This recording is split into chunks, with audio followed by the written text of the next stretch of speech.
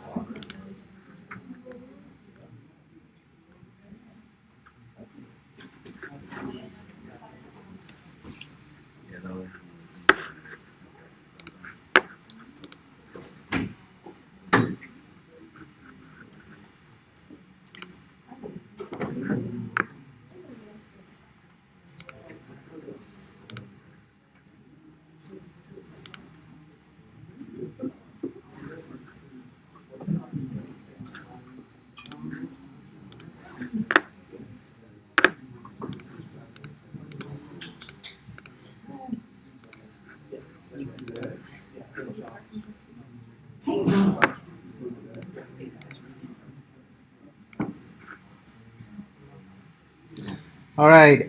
Good evening, everyone. Let's go ahead and get started. Um, I hope you guys had a good last week and productive as well.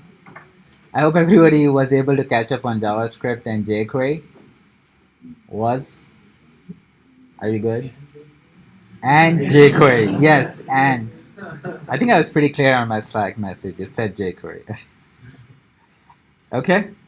All right. So I'm going to change few things today. We have a small, again, kind of similar project towards more than half of the class. It's kind of challenging project. We'll be dividing into groups and then completing that project. It's called jQuery Calculator. If you guys haven't already seen it, it's pretty challenging, but it covers all concepts starting from JavaScript and jQuery and everything. Okay, we'll go through it and I'll explain what entails. But towards the end of the class, we also have jQuery homework that the TAs are going to introduce to you. So I'm going to leave like 10 minutes or so, 15 or 10 minutes. There's also a checkpoint. Again, the same thing that doesn't count towards anything. But that checkpoint, I'm going to not wait for the end of the class. We are going to do a couple of activities. These are more like a revision. And then I want to do the checkpoint. I'm going to give you 15 minutes. We'll do the checkpoint around 7 or earlier or whenever we get through these activities. And I'll talk about the reason that I'm doing this, okay?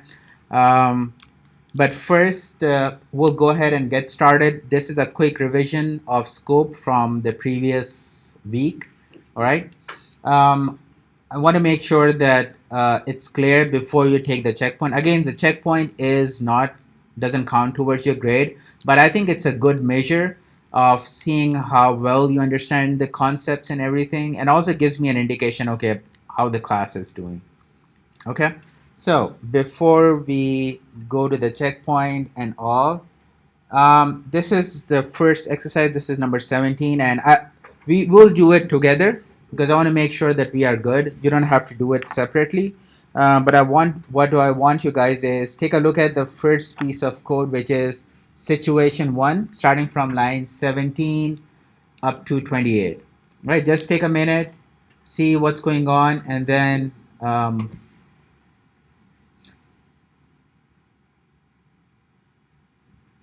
going to ask what's going to be the output. Okay. So we have two pieces of code over here. We'll start with the first one, starting from line 17 to 28. Okay. Let's see, Sarah. You want to take a? Okay. It looks kind of complicated. So first, tell me what's going on. Like, how many functions are there? How many functions do you see? And we are talking only about situation 1. Okay, just this piece. Okay, how many functions are there? Two functions. Everybody see? What are those two functions? What are the names of those two functions? A1 and B1. Okay? And what is happening on line number 19 to 23? Just as a high level. Excellent. So we are defining or declaring a function which is called A1. All right. Same thing on line 25 to 27. We are declaring a function called B1. Okay. So let's go. Let's start from line number 28 now. What's going on line number 28, Sarah? You're calling the function. All right. So the question is what's going to be the output? All right. So start from line 28, kind of backtrack your way. Kind of walk us through what's going on. So calling function A. Okay, A1. So variable. So it kind of jumps to line number 20. Okay, 19. So Yeah. variable one that was declared outside is now. Ah, okay, good. So variable which is declared. What is the scope for my var1? Global. Global. Do you guys see it? It's global. It's like outside any function. It's basically on top of this JavaScript file, right? There's nothing. So this is the scope for this variable is global. Okay, excellent. Keep going. So then it's changing variable and inside function to 5 minus 3, so 2. Okay, 2. Let's keep a track of that. All right. And then it's calling function Q1. So it should alert Q1 the. Wait, is that an or? No. It's just a string, so it doesn't matter. It's just saying Q1 and this is like a partition. Okay. Um, And then B. okay. I don't know what B is yet. It says B. Yeah, that's plus, fine. My variable one. So what's going to show up? With that, would be Q1 and B, and it would show outside of it show 1. It's going to show 1. Okay. So B1 is going to show 1. All right. Keep going. So this is done. We come back over here. Now this is 1. So what's going to happen over here? So then it's going to say A is 2. A is 2. Okay. Anybody disagrees? All right. 2 hands go up. Anybody else? Just 2 people? Okay. Let's see. Kelly, why do you disagree? What do you think is going to be the value? You don't think B1 is in scope? It's inside the first function. It's inside, but the definition of the function is still outside, right? This is where the scope comes in. I'm defining the function outside, which is a global function, so I can access B1 anywhere. This is the calling part. If my definition was inside, then yes, this would be out of scope. Okay, if I copy this and move the definition inside, then yes, I cannot access B1. But right now, similar to what Sarah was saying, this is a global variable. These are also global functions, right? Because they are being defined outside and these are accessible everywhere. Okay? All right. Does that change any of those values or still good? Or we can come back if you disagree. Yes, Raymond. Since the variable is global, when it gets changed from 1 to 2, it should be 2 for the. Okay. Anybody who disagrees with what Raymond is saying? So Raymond, Sarah said it's going to be 1. Why? Her logic is this is accessing this variable which is defined over here, so it says 1. Raymond is saying since this is a global variable, when you call the B function over here, this global variable has changed, right? Where is this variable? It's over here. So inside my A1 function, I'm changing this. So by the time it calls B1, the value for my var1 has changed to 2. So that's why over here it should be 2. That's what Raymond is saying, right? All right, anybody who disagrees with Raymond? Hey, Goose, go ahead. But did you run the function of A1 before it gets to function B? Yeah, line number 28, Okay. right? B1 doesn't get called until you call the A1. So yes, I ran A1 first. Again, if you minimize this, okay. So what's going on? B1. I'm not even calling B1 outside, right? So A1 gets called, jumps over here within A1. The value gets updated first, and then B1 is called. Okay, then it jumps back over here, comes here, shows the alert, goes back here, and then shows this alert. So B alert should show up first, and then the A's alert should show up. Okay? So which one is correct? 2. Both should be 2 or 1 or 2.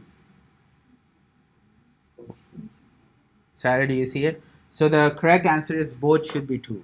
Why? Because this is a global variable and that's getting changed over here. Okay? So if I change my global variable, this is the new value of it. So that's why it's going to be 2 and 2. Do you see it?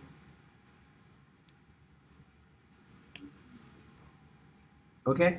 Anybody disagrees? The answer is 2 and 2. It should be both 2. And why? Because my var1 is a global variable. Okay? And within my a function, I'm updating my global variable over here. Okay? So once this gets updated to, the new value for my var1 is going to be 2. Okay? And whoever tries to access my one after this is going to get the new value of my var1. What is it? Even if it is inside the, it doesn't matter. Why? Again, the scope of this my var1 is global. Remember, not even over here. If you call this in another JavaScript file, it's going to get the new value. That's the downside. Well, not downside, but you have to be careful with the global variables because these are literally global. You can access this variable anywhere, even in a different JavaScript file, right? That's why this is called global. Okay, the scope is literally global. You can access it anywhere else. Yes. So a function isn't global when it's inside another function, right? Yes. Then the scope is just inside that function. Correct. Okay. Right. But over here it's different because I'm defining my function outside, so it's global. I'm calling my function inside. That's different. But if I move this function inside over here, then it's not global. It's limited over here. Okay? Any confusion on this one? Everybody gets it? All right. So let's do the second one. Shauna, you are looking intensely at it, that one. All right. So kind of similar, but not similar. So I want you to take a careful look at it and see. Let's walk this through again. Okay, so this time I have, is this global or not? Shauna. Right? It's global. Okay. These two functions are global because these two have definitions outside. Okay. And then I'm calling my function a2, which is this one now. Okay.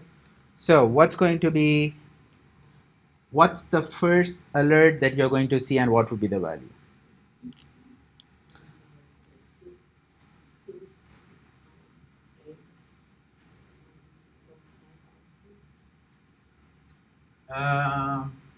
So you're going to see which one first?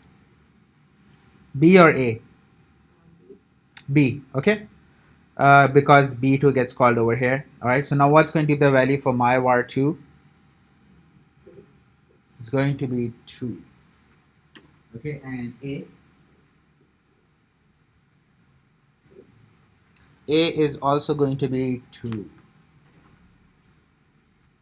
Okay, let's take a look at it. Anybody disagrees with what Shauna is saying?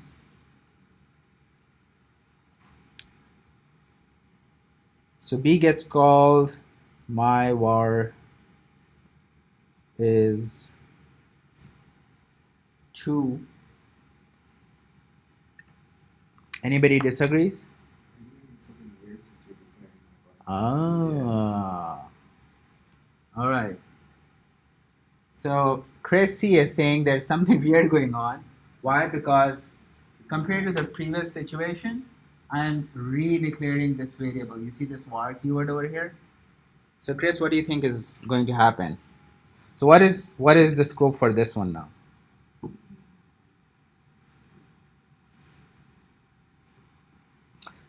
What do you think? Which var2 is it?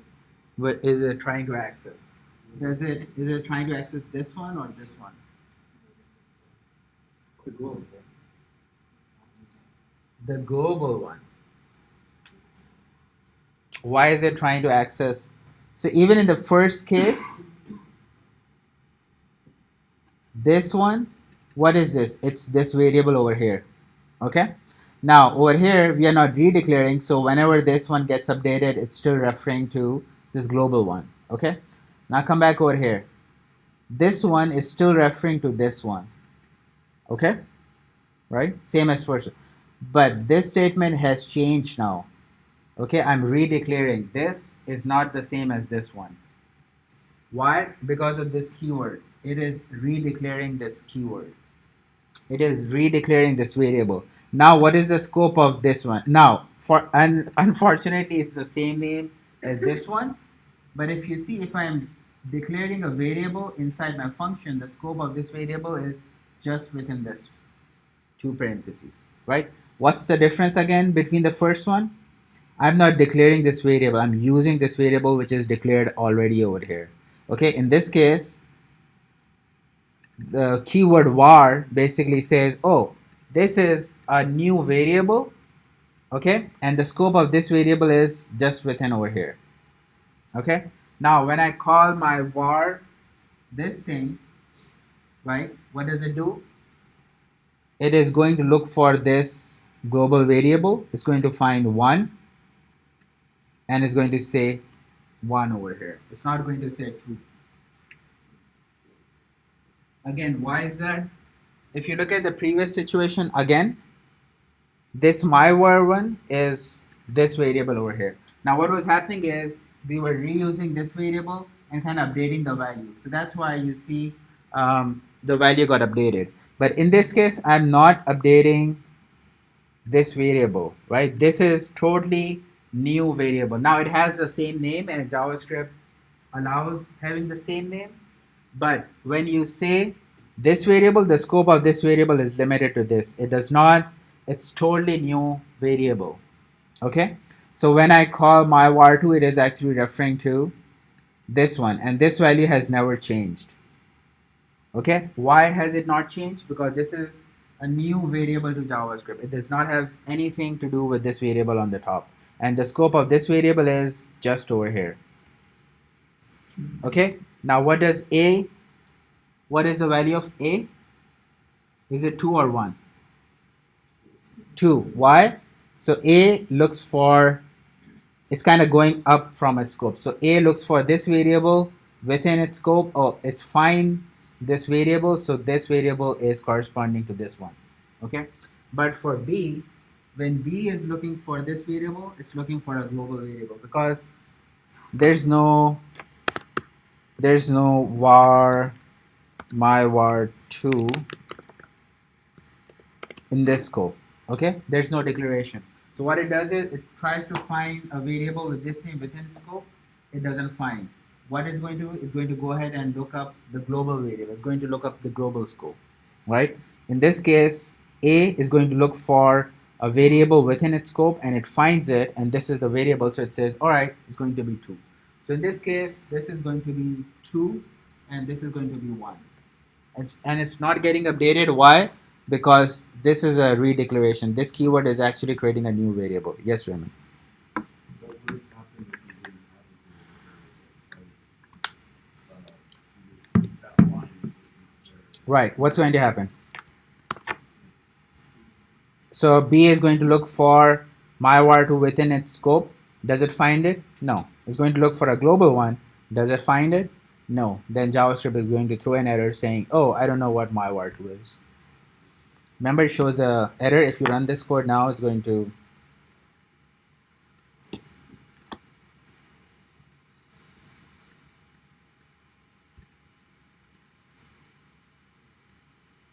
because my var2 is not defined. So that's what's going to happen. Okay? Yes, Michael. Would the scoping be different if you use let instead of while? Yes, it's going to be different. Well, in this case, it won't make a difference. Why? Because even if you change this with a let, it's still global, but the scope of this is limited to this file now. Right? It's still global, but it's global. Where's my let? Did I change it? I thought I changed this. So if I change this to let, this is still outside the function, right? It's still global, but global within this file. Now, if I have another JavaScript file, I won't be able to access this my var2. That's what it is. It's kind of limited to this .js file over here.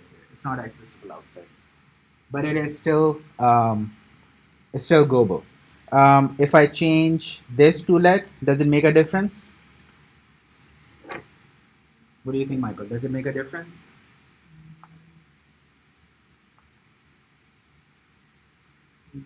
No. Why?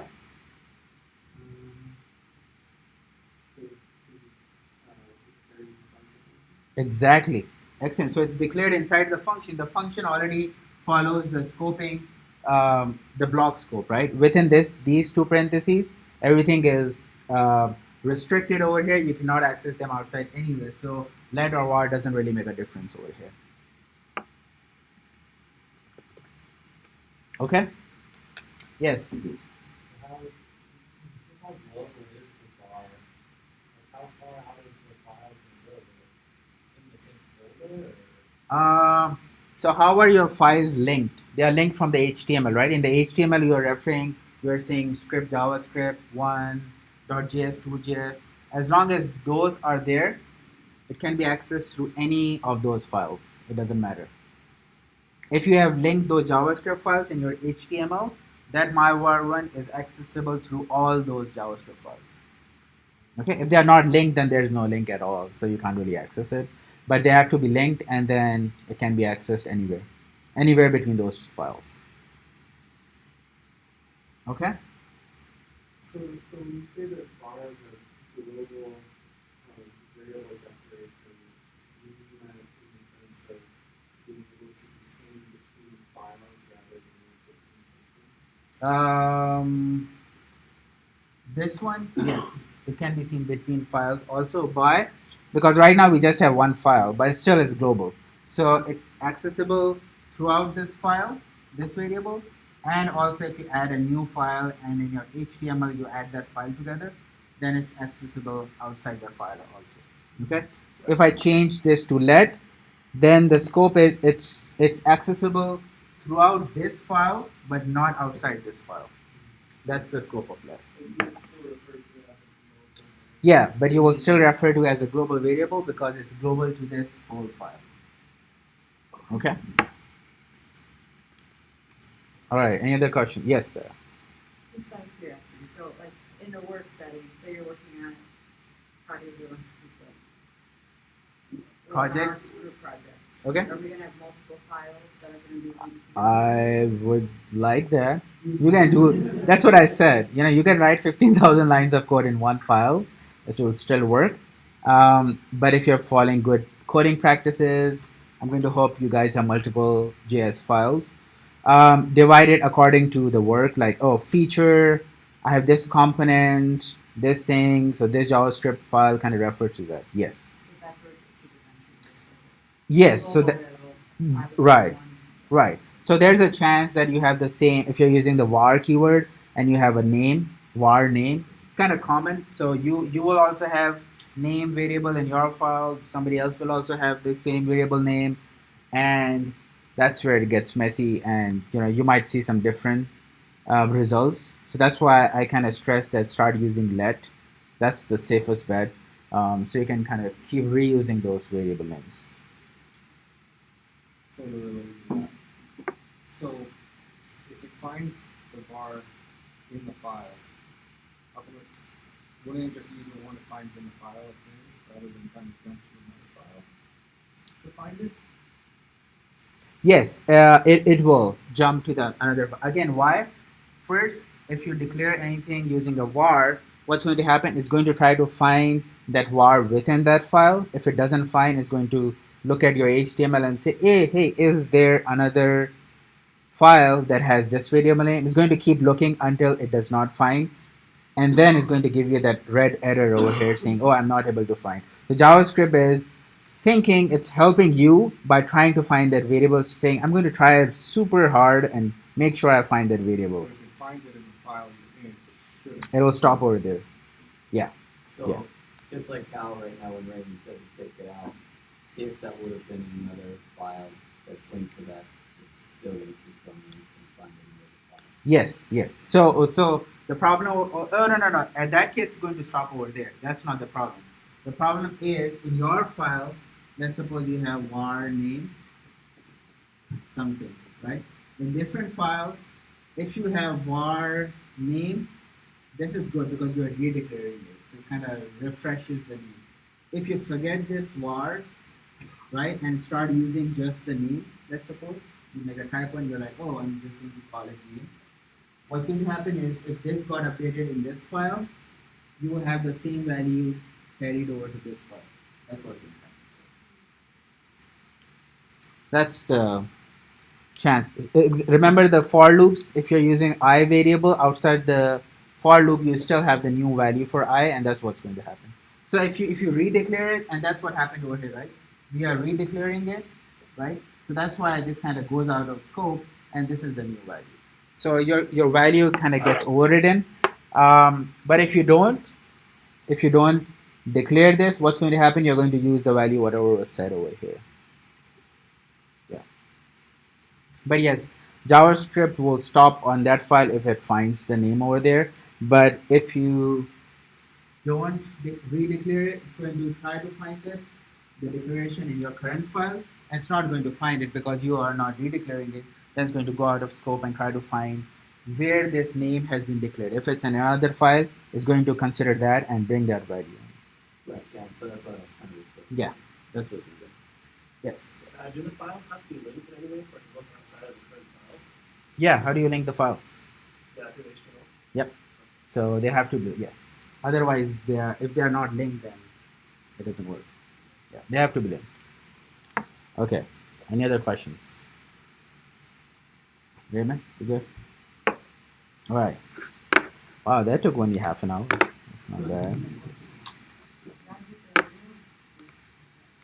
Yeah. All right. Let's see. Okay. Hopefully this one is quicker. Okay. Stop.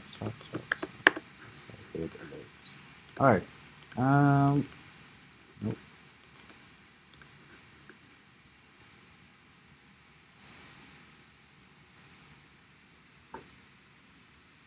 All right. Let's see. Josh P. Let's do this one. So example one, line number 17. Line number 15 says, what is this going to print? So what do you think this is referring to? Which object? What object is this referring to? The what? Doesn't it make what is inside of first and then like Yeah, but right now it's not inside of anything, it's outside. so would it refer to the document? Like the, Close, not document. Anybody else? What's that object called? I understand what he's saying, but it's not document. Michael? No, not console. Chris? Yeah, go ahead. Window. So it refers to the window object. Now there's a global, this is referring to a global object. Why? Because it's outside anything, it's just in your JavaScript file. Remember that when we were doing that object exercise last week, when it goes out of scope, and we'll take a look at that. It starts referring to a global object, which is the global window object. Okay, so if you use this outside anything, it refers to a global object, which is your window object. So everything is kind of comes out of that object. So your global object is called window object. That's what it refers to. Okay. So for example, Josh, keep going. If I on line number 27, I'm calling the function my function. In this case, what is line number 25 referring to? The function. Line number 25. What's the what is going to happen? Is it just gonna print out the function? Print out the function? Nope. Again, same as line number 17. It's referring to an object which is Well, because it's inside the function, wouldn't it refer to the function? refer to the function. No, it's still going to refer to the global object. It's inside this function, that's fine, but where's the definition of this? This is a global object, right? Have you defined this inside your function? Is there a variable called this? No. So what is it going to do? It's going to try to find this variable outside the scope of my function. Okay, it's going to verify, oh, maybe there's a global variable called this. It's not going to find a variable this within this file. Eventually it's going to come back and say, oh, this refers to that global window object, and that's what it's going to print out. Okay, again, your scope is from inside, it tries to find it within that function, doesn't find, it tries to find within this file. If it doesn't find, then eventually it's going to look at JavaScript engine and try to see if there's a definition of this keyword, and this is present over there. So that's why it's going to refer to that window object. Okay. If this was any other variable, let's suppose my var1, what's going to happen? It's going to give an error, right? Because my var1 does not exist within this function, does not exist within this file, does not exist anywhere. So it's going to give you an error. But this is pointing to, this is a keyword that is belongs to JavaScript, and this keyword means that window object. So it's going to refer to that window object. Okay? Good? Alright, so whenever you're using this keyword, remember this is a keyword that is reserved by JavaScript, and it refers to that window object depending on where the scope is. Okay? Let's look at the object one. Okay? So we saw objects last week, right? This is what you are referring to, Josh, I think. Now, what's going to happen on line number 36? What is it going to console log? It's going to look at the object, this, which is some object, and then we'll apply the name. Okay. Okay, you guys get it? So now this is referring to this object, right? And this object has a property called name, so it's going to output red hat. Okay?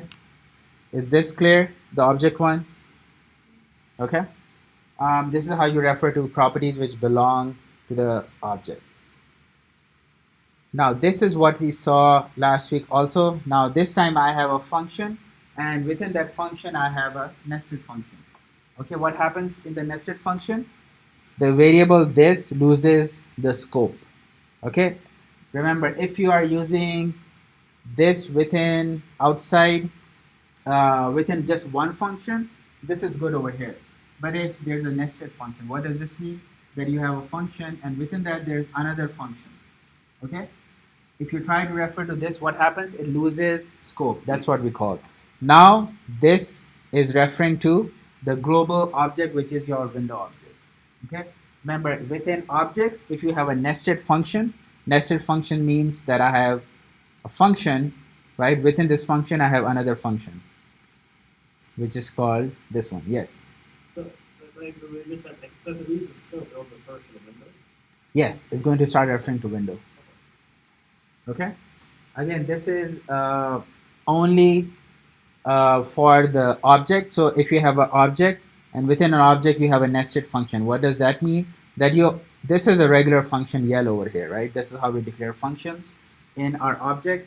But within this function, if there's any other function, and then you try to use this, is going to lose scope. This is referring to the global window object now. Okay. So in this case, if I call change name with blue shell, what's going to happen? It's going to go ahead and call this. It's going to assign this dot name this value. Okay. Now what is happening over here? This now refers to the global window object. So what is it doing? It's saying, oh, go to window object and find the property name and assign this new value. Okay. It's not assigning, it's not changing this over here. Instead, it's changing, uh, if there's a property within window object, it's going to update it with the new name. Okay? Yes. How often do you like? Well, is there any cases of where you use window instead of document? Like, because I've been using document.kl and by ID. Oh, so those are two different things. Document refers to your HTML. Oh, Document refers to your HTML that gets rendered. Okay? Window is totally different. All right? It has different properties, different functions. Yes, Basim.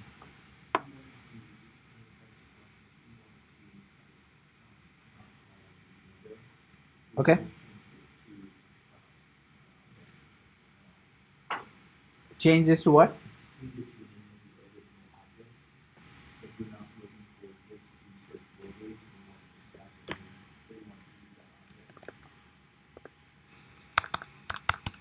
Oops. Yes. So refer to this as my object.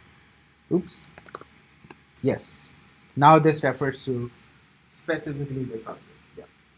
That's one way to do it. And at the bottom you will see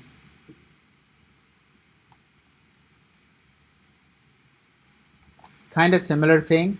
But what's happening on line number 70? It's saving the state of this variable. Now over here, this refers to this object, right? Everybody clear on that? Why? Because it's outside any nested function. It's just over here. Okay. So this is saying is, hey, save the value which is inside this variable, which is referring to this object. We're going to save that over here. Okay. This dot name is referring to this one, so everything is good. This is where the nested function comes in. Okay. Remember what Basim was saying, that we can change this to refer to this object over here, and this will work. The other way is this has a copy of this object. Same thing over here. It's just making a copy. So this is how you can refer to the name property over here. This is just a second way. The other way is you can directly refer to this object saying my object. Okay. The other way is you can make a copy. This is called making a copy, right? Because you're copying the contents of this into a new variable and then refer to it. Okay, this will solve that window issue. So you have two different ways to do it. Okay, again, probably you are never going to use a nested function within a function. At least I don't see a use. If I'm writing code, this is more confusing and I run into these issues. But it's good to know. Again, why? These are like some fundamental and weirdness of JavaScript, and people like to ask some of these just to see that you understand the scope and you understand how the scope works in objects. Okay? So one way is not necessarily better than the other. Yeah. It just you have two different ways to do it. Yeah.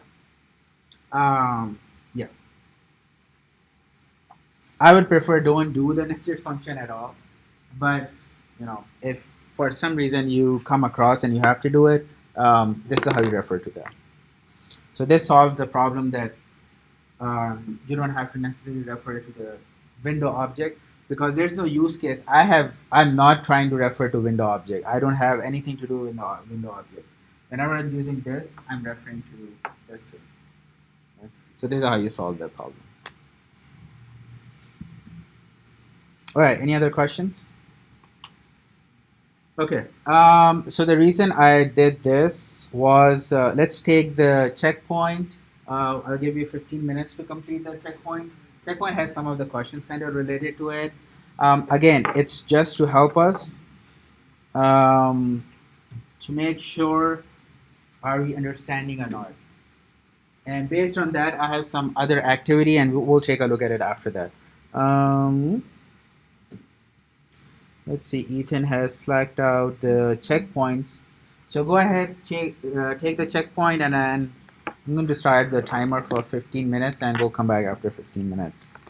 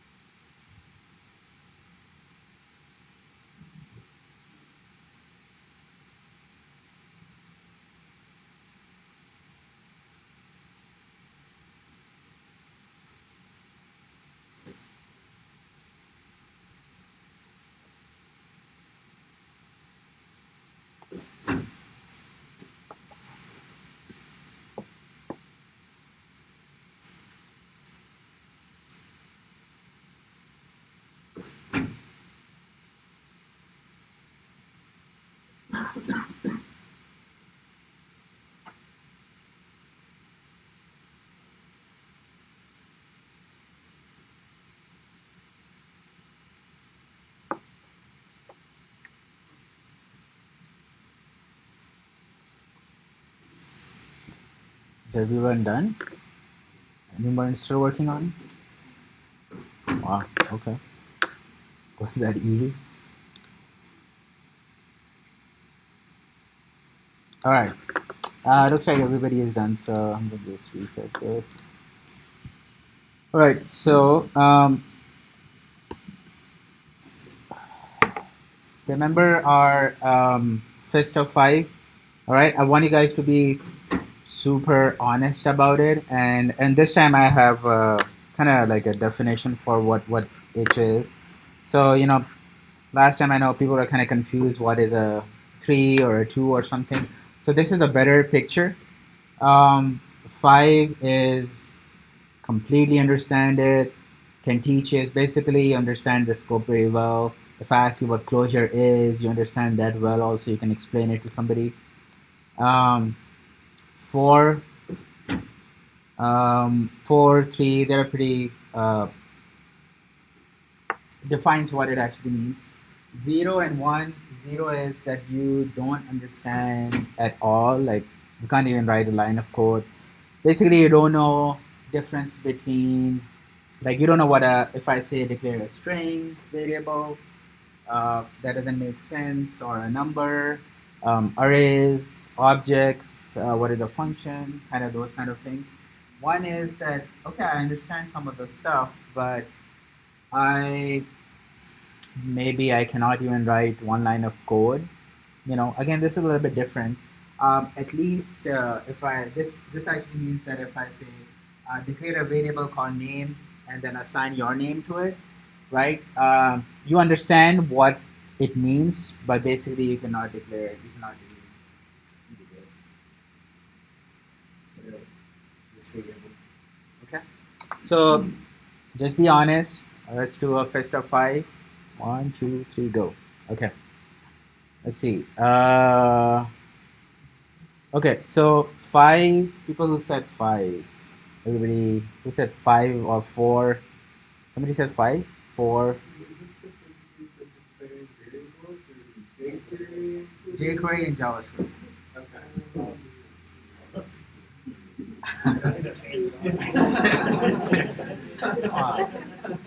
All right, JavaScript and jQuery. Man, I thought this was clear enough, but I was like, this time I got it. I know. All right. All right. 5s and 4. How many were 5s and 4? Okay. 3. 3. How many people said 3? 3. Well, let's kind of combine. I mean, it's not that different, but 3. Okay. So these are still fine. I'm not really concerned about 5. 5. I mean, I shouldn't be concerned at all. 4. 3 is what I want everyone to be. 2. Who said 2? 2's. Wow, Michael, you said 2. I mean, Slack is like pasted with your budget. I'm not sure. So they don't understand it. Okay. I don't think you're a 2, but go ahead. Or who else has said 2? 2, Irina 2. Okay, you guys are underselling yourself. All right. 2. So the thing about 2 is you need more practice and examples. There are like 15 to 20 exercises over there. Is that not enough, or you guys just don't have time to go through it? That's not enough? So you guys did all the activities? So whoever said not, again, I'm not trying to put you on spot. I'm just trying to understand who said it's not enough. And what I mean by enough is, I think there are like almost 30 activities together, combining JavaScript and jQuery. So somebody who was saying not enough, so you went through all 30 and those are not enough to, not enough?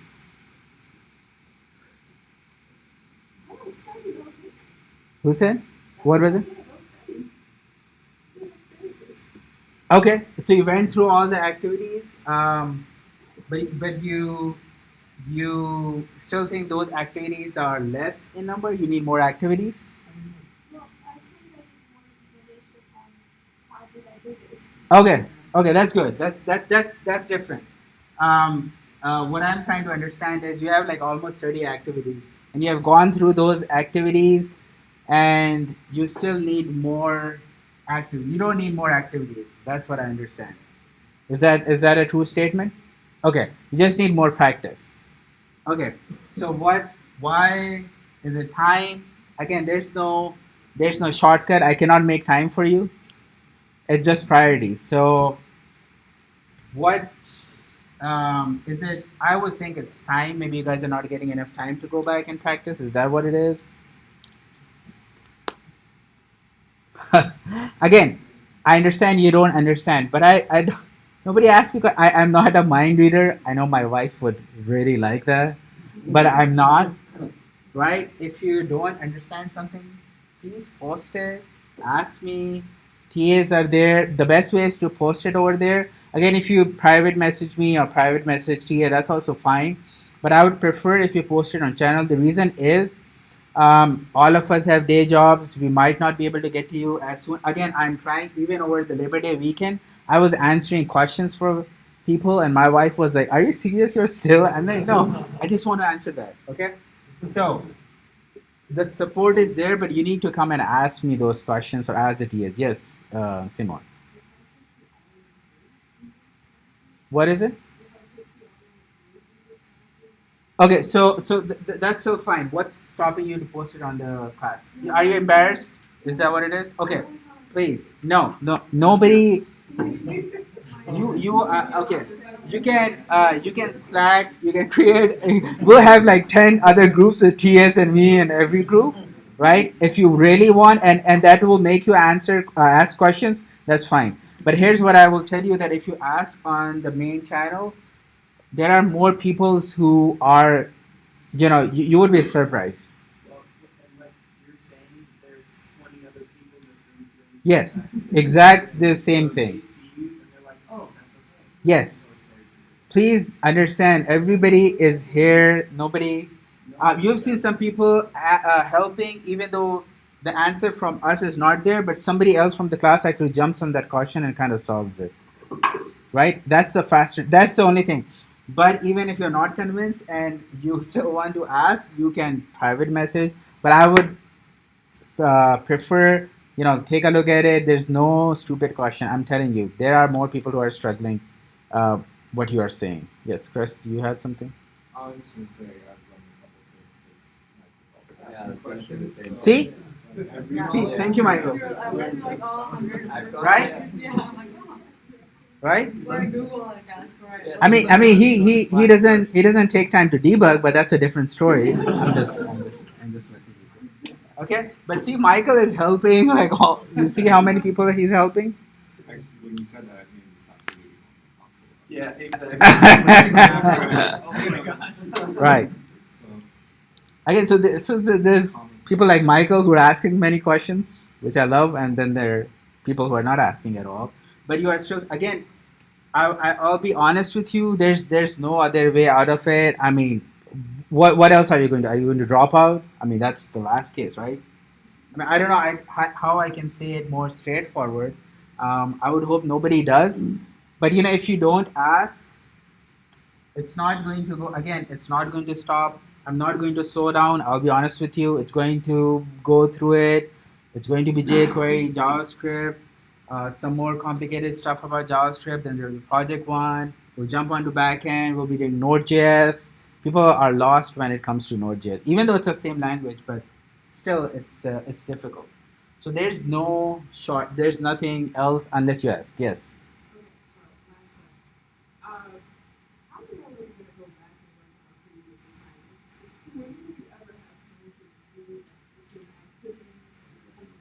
You'll be surprised. People actually do it, and I'm being serious. Again, Ethan posted when he was studying. How many hours did he put in per week? 25 to 30 hours. There are In my previous cohort, there was a guy. He was a bartender at Tempe Marketplace. There's a shop over there. There's a sushi shop where he was. I'm telling you, the first he showed me his JavaScript and HTML code. I was like, dude, what are? I don't even recognize the syntax. I was like, he was like, where's the problem? I was like, this is the problem. Like the whole file is. He was mixed about syntax, but I'm telling you, towards the end of the course, he asked me, hey, can you do a mock interview? And I'm telling you, he answered every single question. I was shocked. I looked at his code, and I asked him. He said he really put in like 30 hours a week, and he actually went back to his previous homeworks and he kept redoing them until he got really understood. Okay, again, there's so much time you have. I understand, but that's the commitment. You have to put in the time. This practice, again, I'm saying if you do those activities, just those activities. I'm not even asking you more. Go do coding challenges and don't do. I'm not even saying any of those. Or those 15, 30 exercises. If you do it once, go back, delete the whole thing, redo it. Delete the whole thing, redo it. Now those exercises, if you think you got it, those exercises actually have a starting template, right? They have HTML or something given to you, right? The next part is delete the whole HTML. Just redo, look at the README file and see what it is asking. Do completely write the whole Bootstrap, write the whole CSS, write the whole JavaScript, and come to the same file. So you guys have resources. It just you need to put in some time and kind of get through it. Yes, sir. And if new is like struggling with JavaScript, what you sent out was really helpful. The workbook. Thing, Oh, yeah. Yeah. that was super helpful. So, Okay. So I've already shared the resource. Now, even once today's homework is done, I upload video files. If you see the video MD, it's already on from the previous homeworks.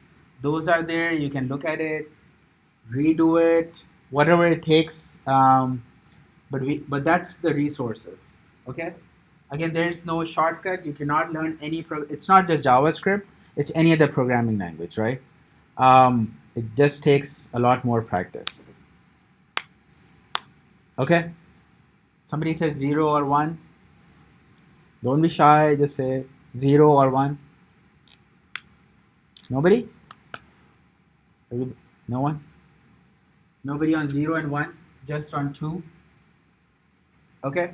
The reason I'm asking 0 and 1 is not to embarrass, because if there is somebody with 0 or 1, the next we have a project after this. If you think you are 0 and 1, okay, 0 and 1 means nothing. You can't do anything in it. Okay. If you are above that, please work on this project. It's really good. It covers everything. It's pretty challenging. So we'll go through it. That will give you more practice. But if you are 0 and 1, my recommendation is don't do the project. Instead, reach out to the TAs. Again, they are not going to help you with your homework during this time. Okay, the rest, whatever 1.5 hours we have until 9:30, they can do like a crash course. They can walk you through again. Maybe I'm not as clear, so they'll walk you through variables, arrays, objects, functions, and all that stuff. What we have covered in JavaScript. Okay. Again, if you're 0 and 1, you can private message and get help, because the project or the next exercise is not going to help you if you can't even understand what a function is or understand what an object is, array is. How do you declare variables? How do you define functions? Even functions is like over here, right? That's a little bit more advanced. This is like variable names, numbers, string. Arrays, objects, and those kind of stuff. Okay, nobody said 0 and 1, so I'm not expecting. But again, if you didn't raise your hand but you still think you come under that, please reach out to the TAs, and instead of doing that activity, work with the TAs on understanding concepts. Again, they will go over the concepts. They're not going to help you with any homework or any of those stuff. Okay, this is just the concept stuff. Okay. So before we go on a break, there's one exercise and then we'll take a break. Any questions so far? All right. So let's do this exercise. This is number 19. It's kind Kind of looks complicated, but it's actually not. It's pretty fun exercise. All right, number 19. So you guys are going to work on this. You have an object. Basically, complete these 1, 2, 3, 4. Don't worry about the bonus.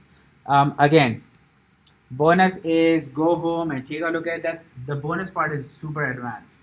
All right. For now, I want you guys to work on these 4 lines, line number 38 to 41. You are basically extracting these things out of this object. So for example, say I found my glasses. There's no I found my, so you can hardcode this. Basically, you're trying to find this word glasses. And this is over here. How would you parse, console log this? How would you parse this object? Kind of extract this out. The next one says toothbrush. How are you going to parse this object and reach this item? Okay. How would you headphones? How would you go and find out or console log headphones, which is over here? Okay, again, this is an object. Remember the dot notation. And the last one is homework. How would you extract homework out of it? Okay, this exercise is important because in coming weeks, when we are looking at more JavaScript, more objects, it will help you how do you extract information out of an object. Okay, so take a few minutes. So you're going to console log each one of them. Okay, again, more important is how do you extract these values out from this object. This is easy. You can just combine those two, and you can come with this string. But I'm not too worried about it. I'm more concerned how do you extract these values out of this object. So you're going to console log and then parse this object.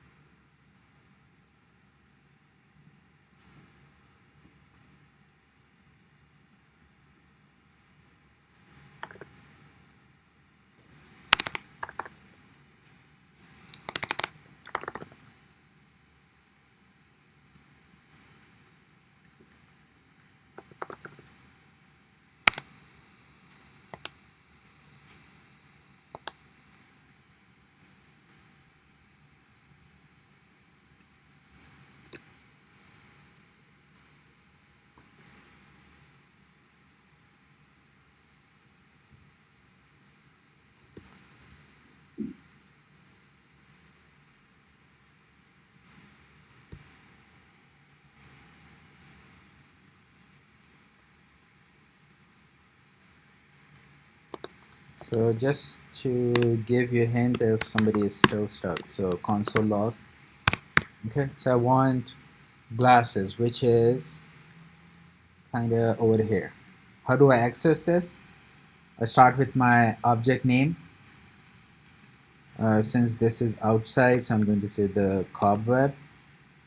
And then within this, okay, I have another object. Why? Because I see these parentheses. This tells me this is also an object. So I'm going to say dot biggest web. Okay. Now if I open this object, within this I have 3 properties.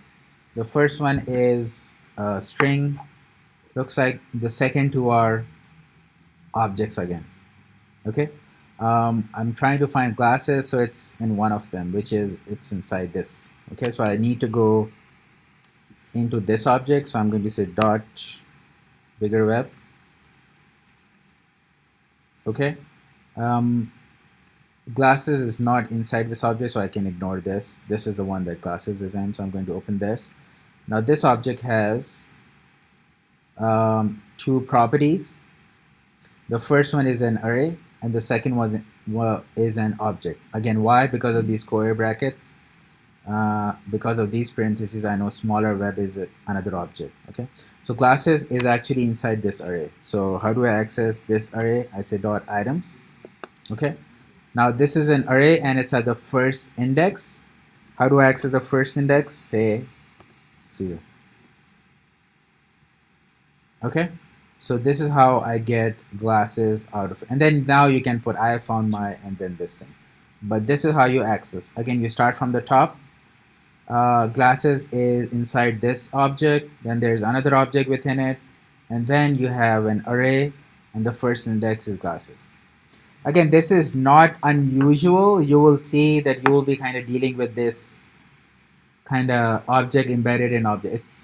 It's pretty common actually. But we need to understand how to parse it. Now, similar thing, try to extract toothbrush. So again, I don't see toothbrush here, so I need to go deeper. Don't see toothbrush here, so it's part of this.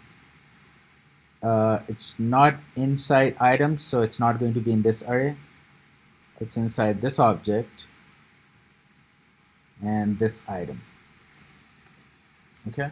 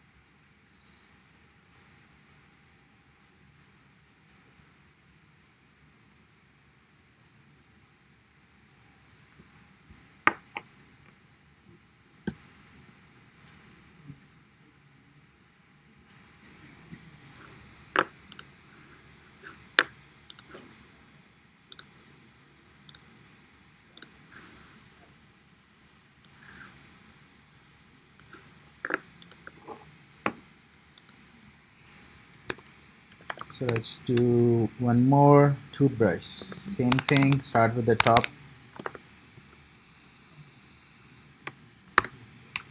The cobweb dot biggest web. Okay. Dot bigger web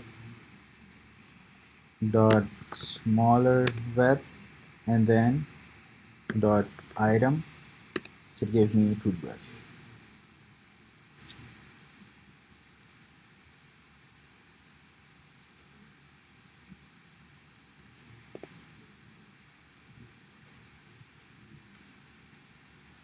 Okay. So if you are done, let's take a break. But make sure you have done all 4 of them. Okay, 2 of them is this, headphones kind of similar, and homework is actually, where's homework? It's inside TinyWeb. Okay, take a break. We'll start at 8 o'clock. If you're not done, I'll solve these 2 in a few minutes, but make sure you understand how to access the other 2 also.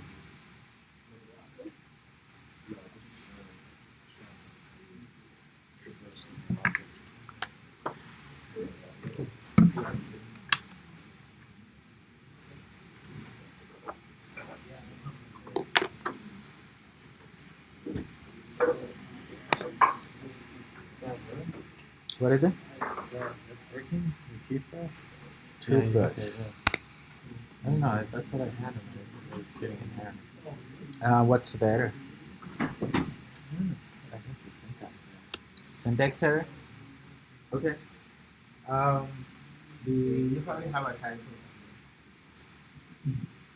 You get the error and it's probably from the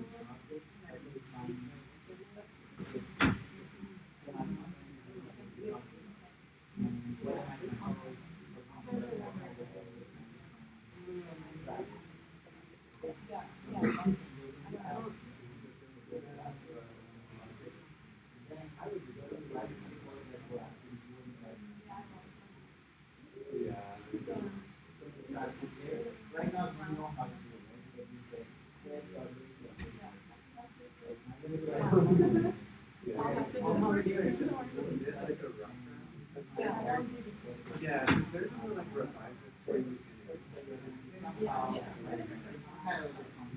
Yeah.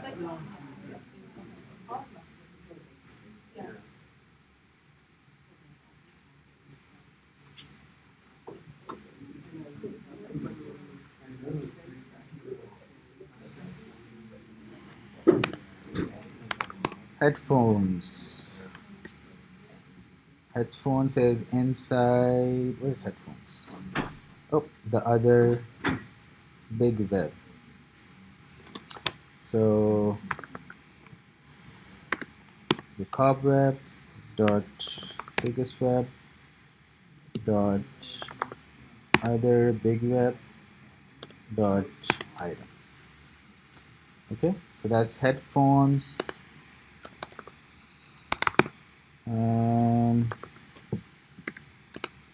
The cobweb. Where's homework?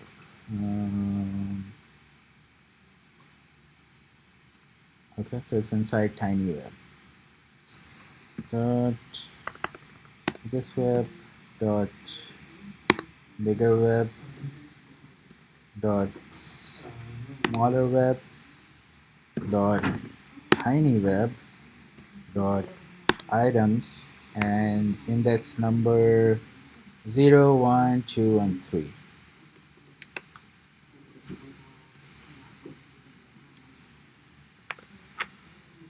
We'll start back at 8.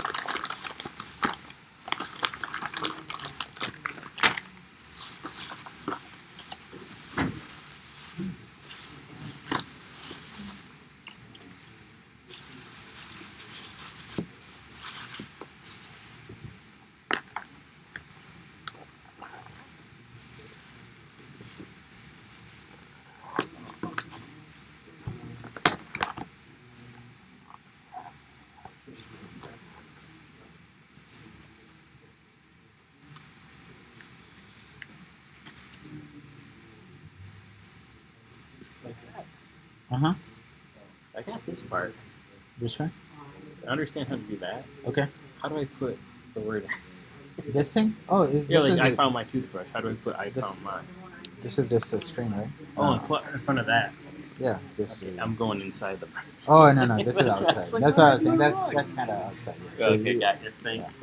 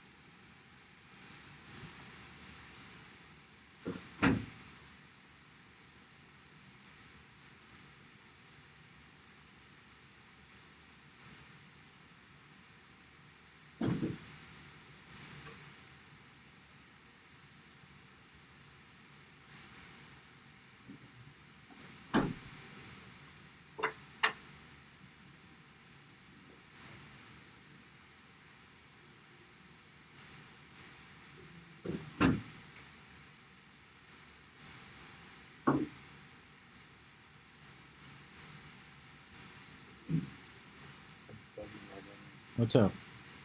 Is there a way to like go back to a line of code, like to like loop, to like return somewhere?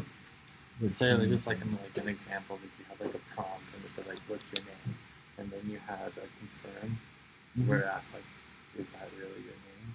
Like if you did false, that it would go back to the original prompt. Oh. There's no straightforward way, to be honest. What kind of a logic would you need?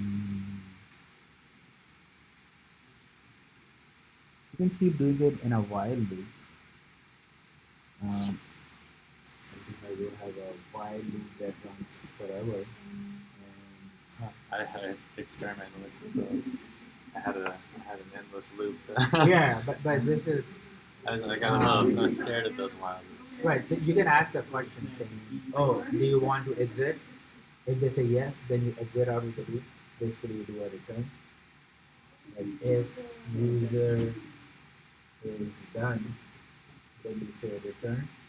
So this will exit out of the So loop. like using Otherwise, that what you example do I just did, like, Huh?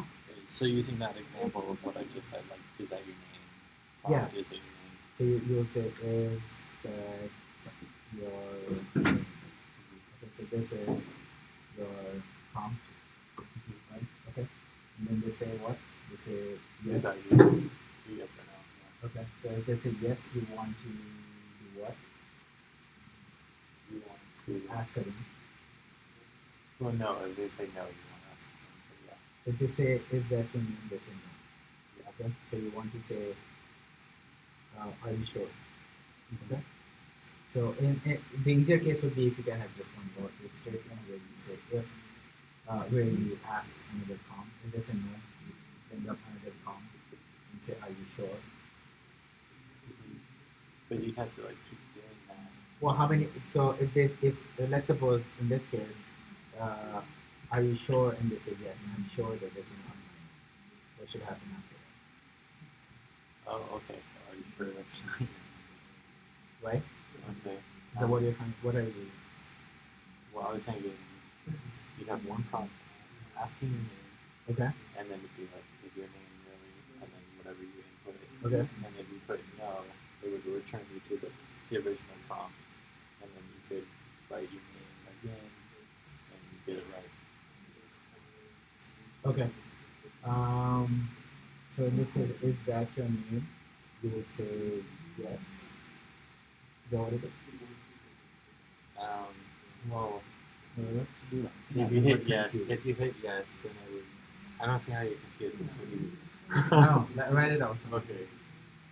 So the prompt, yeah, it's right your name, and then confirm. If you hit no, then it would go back to the original question, and then after you do the prompt again, it would bring you back to the confirm again. There's a keyword called continue. So if they say no, there's a keyword called continue that you can add. What continue does is it kind of skips this while loop and kind of comes back to it and start from the top. But you'll need some kind of like a not stopping or like an endless loop, Right. and so that it keeps And it would asking. be something about the confirm, like while the Yes. confirm is false. Or you can just say while true and this will run forever. And then you can have a condition where you can say that, oh, if the user is done, then you get it, or what you are saying, yes, if the confirm is true. Basically, you have to create a variable outside it so that while can access it. And until this is false, it will keep asking as soon as it becomes, as soon as this is true, this will keep running. Okay, and then as soon as this becomes false, it's going to. But I think you need a while loop for that. Give that a try. I'm scared of those wild loops. I mean, it's not going to do anything. I was trying that with my Hangman game. Yeah, well, these days every program gets certain allocated memory, so you're not going to run out of. It runs out of that 4 MB. I think it's 4 MB at max. and you can just do a control C and it exits out everything. Is Okay. good. So it's It's not just good. the computer sounded scary. It was like a motorcycle, like bing. Oh, really? Yeah. Oh, okay. The fan started running off, Yeah, and I'm like, yeah, that's- abort. Yeah, It it took kind a of keeps second to running respond. until it exits out. Okay. Yeah. So what is like the rules for using a while loop? You just always have to have some sort of condition for it to stop working. Yeah, just like a if statement. So while will execute this piece of code as long as this is true. So it comes here, it checks some condition. It says, oh, it's true, I'm going to execute this. And then goes back here, oh, true, true. So somewhere within the body, you have to make this variable false so that when it comes back over here, this becomes false and this will get zero. For example, you have a var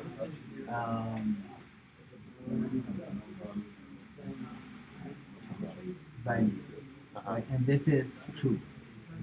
Okay, and then you're going in your while loop, you're going to say while value is equal to true, keeps running. Somewhere you will say value is equal to false.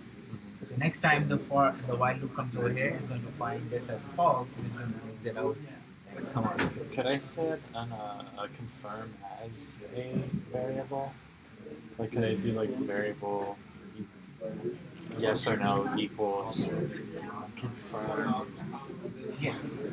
And then whatever that variable in the while loop would be. Yes. Like yes or no Yes. equals false. Yes. Yeah, you can totally do it. But this yes or no declare outside the while so that you can have access to it. But yeah, confirm returns true and false, so you can do it. Okay, so I would do R up here, Yes. and then I would just redefine Yes. yes or no inside. Use the it. while Yeah. Don't redefine it. Just use it. Yes. Right. Okay. Yep. Yeah, that'll work. Sweet. Thanks. Yeah. Give it You're a a try. hero. That'll work.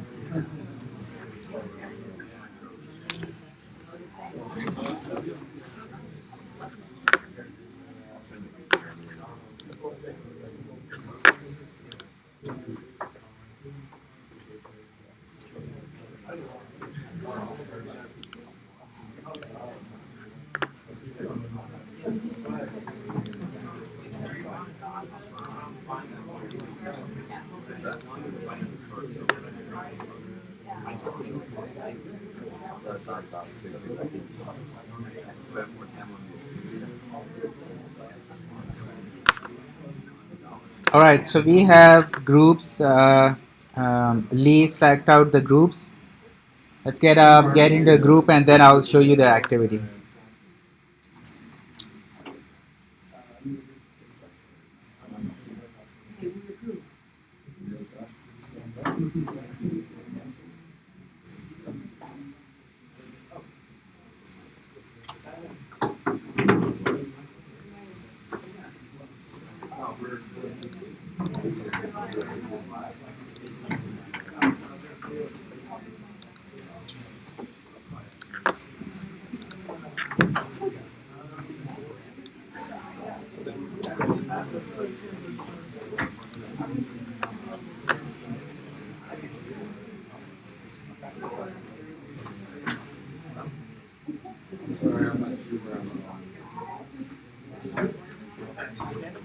Could you point me in the direction of Joshua?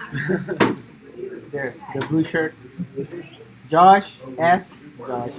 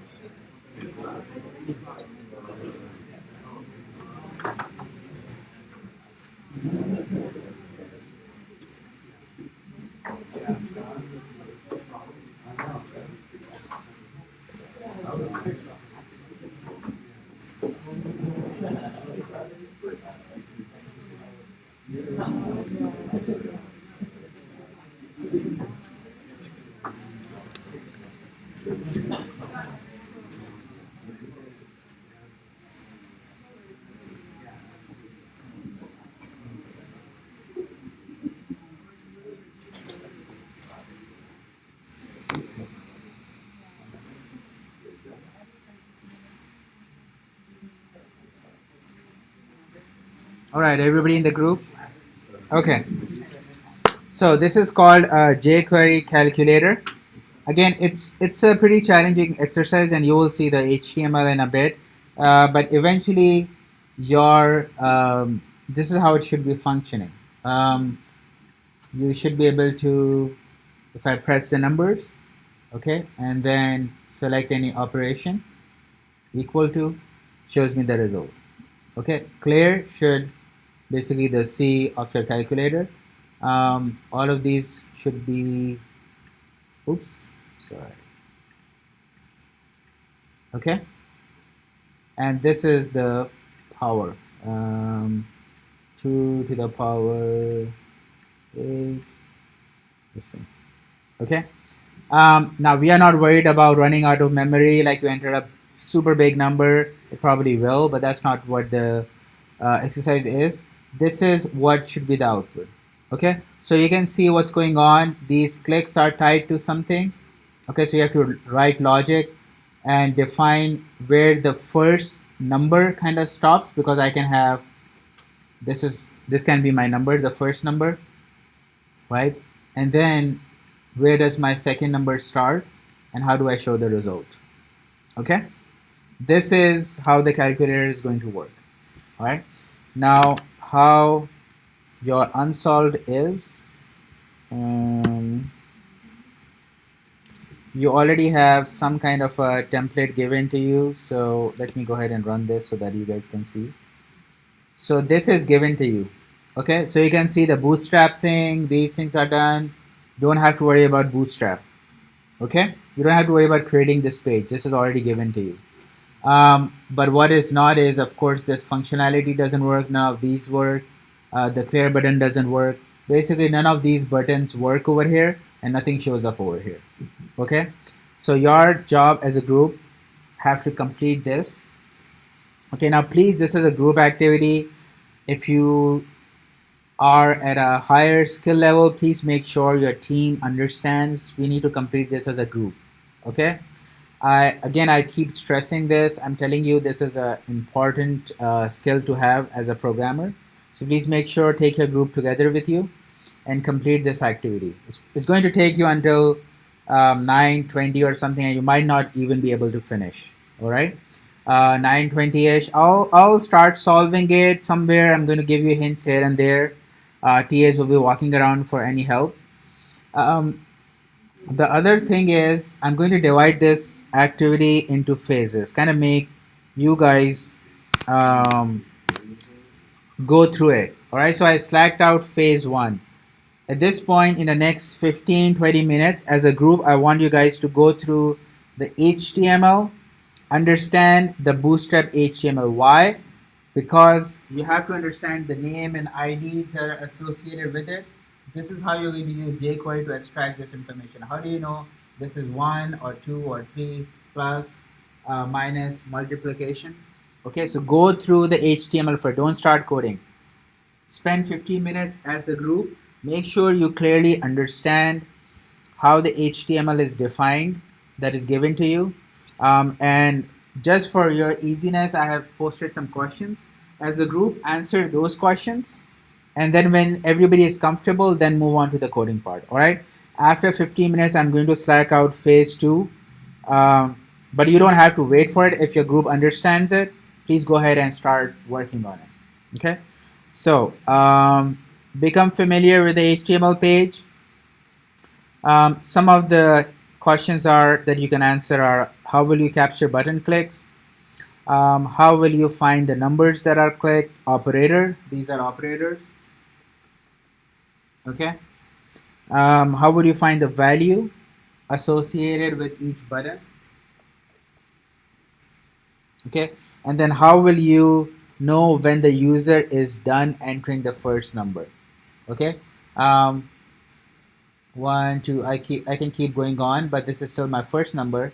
How would you know that the user is done with the first number and then they're entering the second number? Kind of come up with that logic. Discuss as a team before we start coding, please. Okay.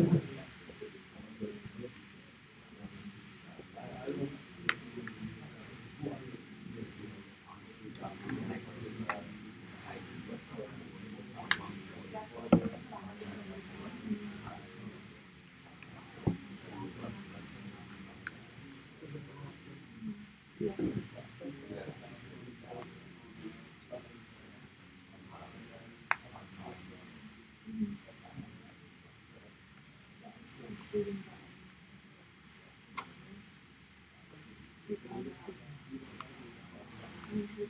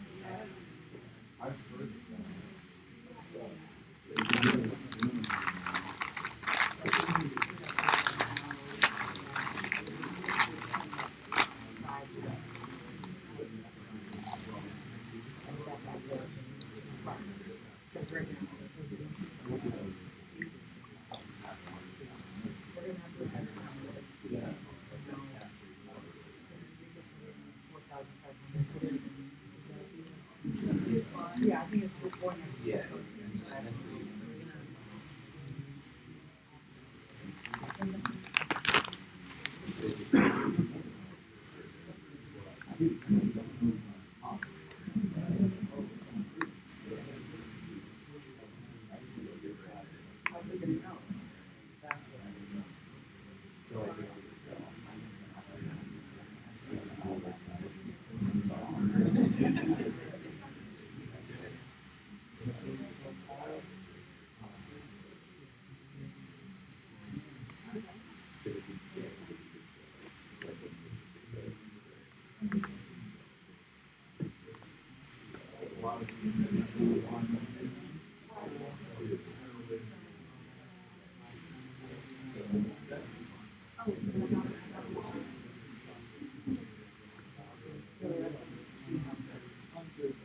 Right, but Yeah. so if you guys.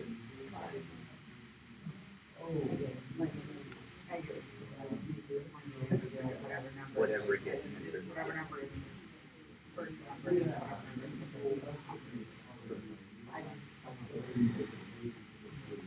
Oh, it is. Sounds scary. Well, this is the easy part. Like, okay, there's no makes sense. Right.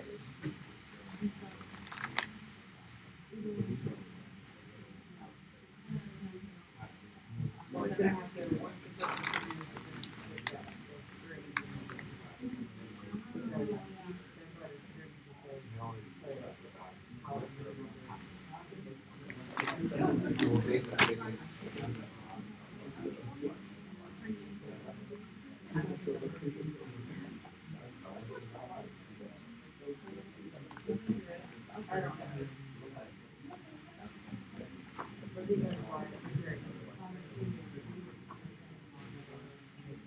Right now, they're already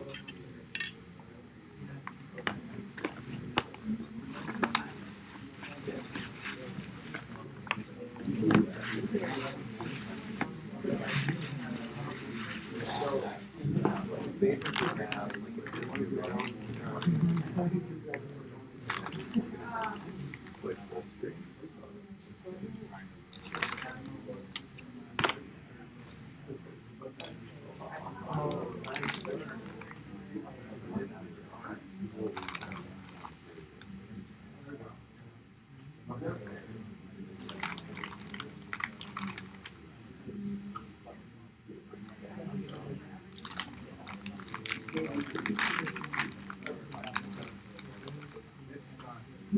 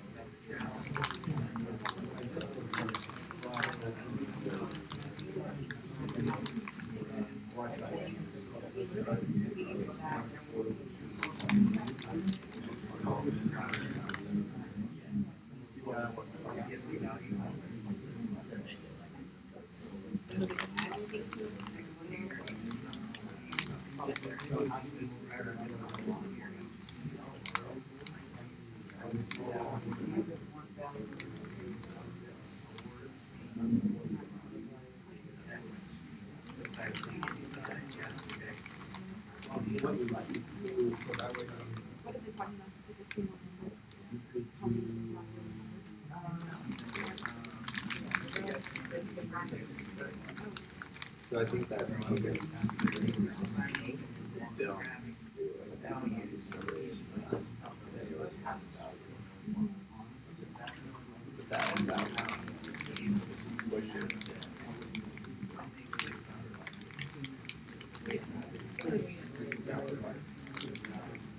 right, but I was saying you would already for that. Oh, we did that. Well, and it's probably big enough.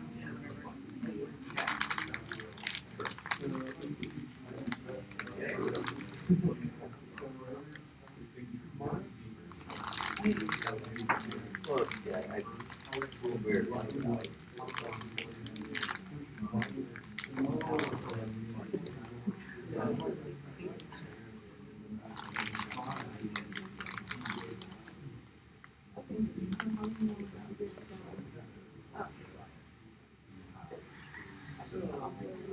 So you're saying you would set up a event for each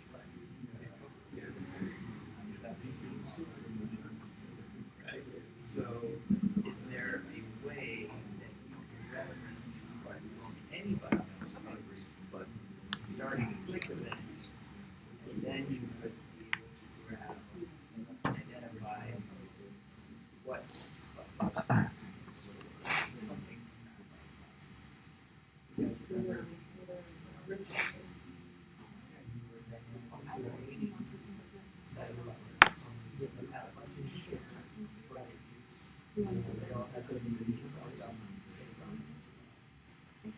you guys remember grab that.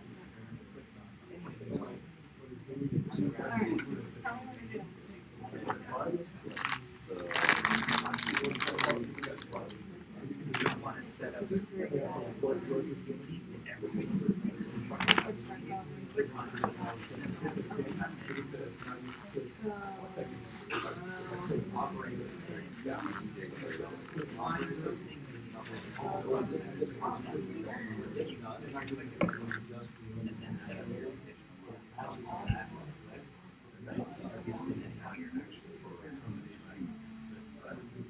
guys are I think it's point I didn't want to bring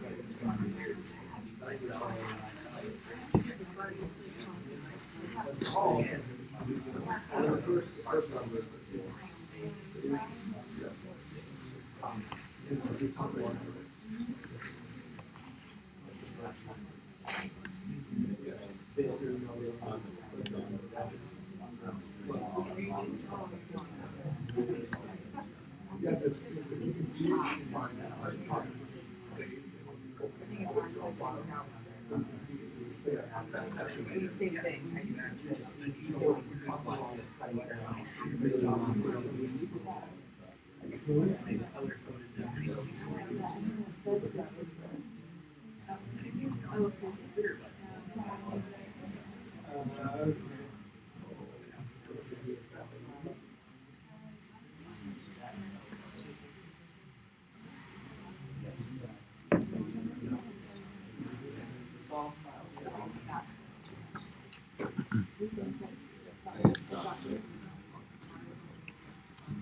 We're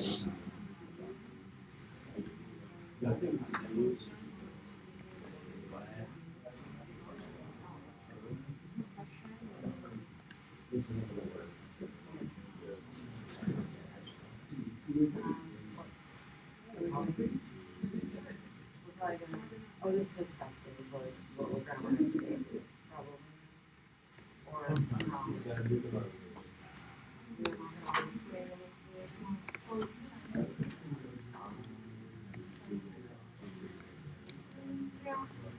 go through all the numbers, we just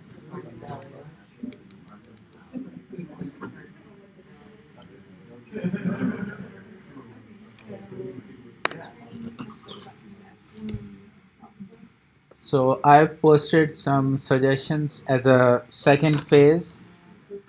Take a look at it. Some hints. If you are on the right track, keep going forward. Start working on the code now. Otherwise, on Slack, I posted some other options over here.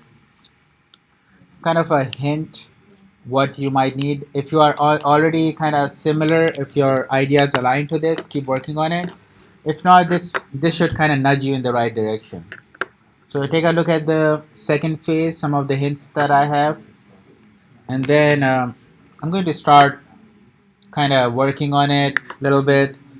Mostly, as you know, I hate everything in HTML, so I'm going to kind of separate the JavaScript out of it, and then go from there.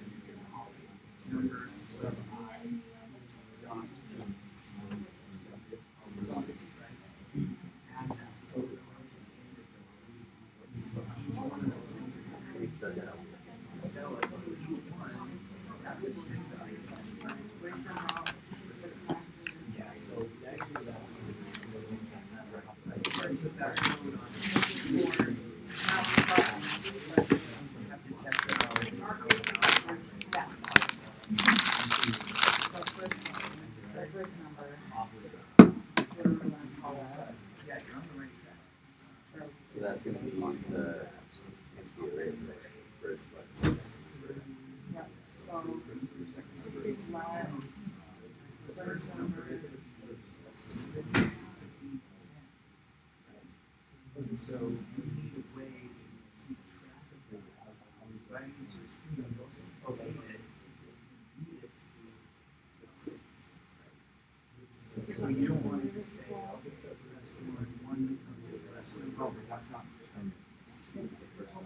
Same thing. That's just telling you that. So now we have Oh,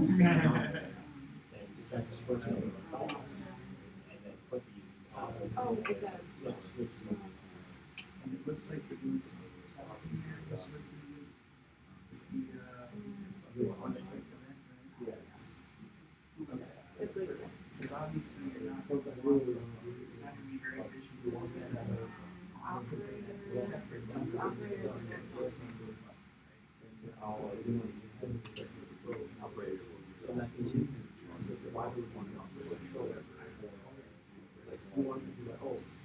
So yeah, right now all of your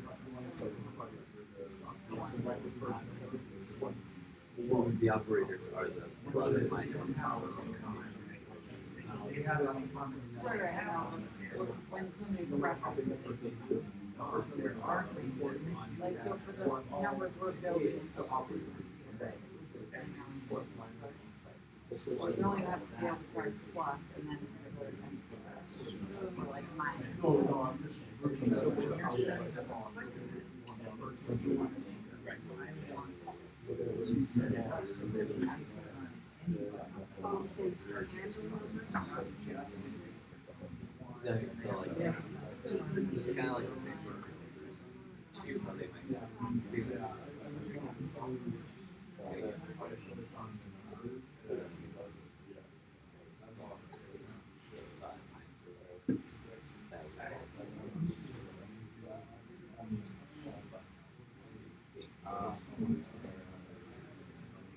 Yeah, I mean, I know the music's stored somewhere. Just do it empty for now. We'll just declare it and whatever. It might be a fun. to separate the first Like, we'll be using various. So literally, calculator is not. So, This would be that would be the producer does it. Council member, now president,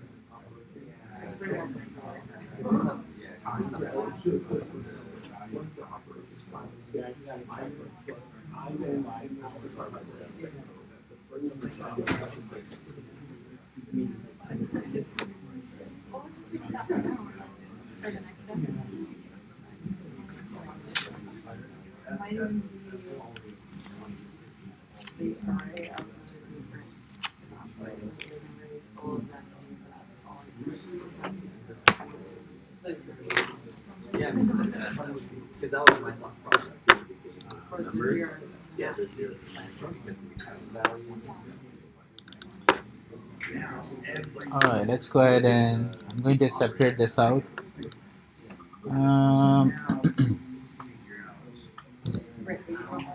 jQuery calculator.js.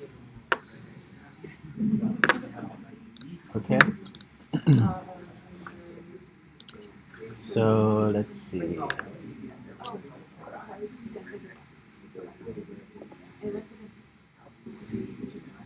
Bootstrap is there.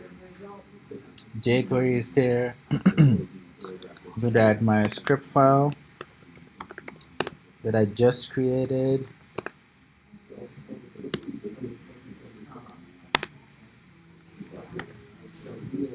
Okay. And let's see.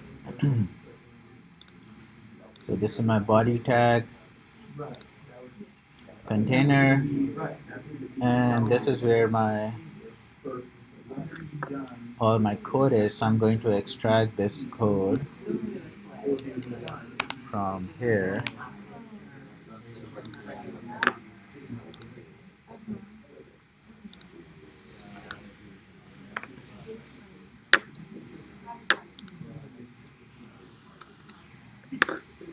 I'm going to put this code here. Oh, this is just 2 lines. Alright. And just to test this out,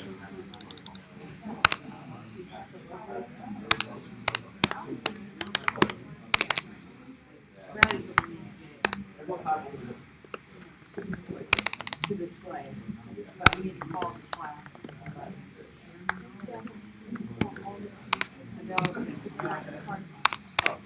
Okay. I need to run this to make sure my connection is working. Wrong window.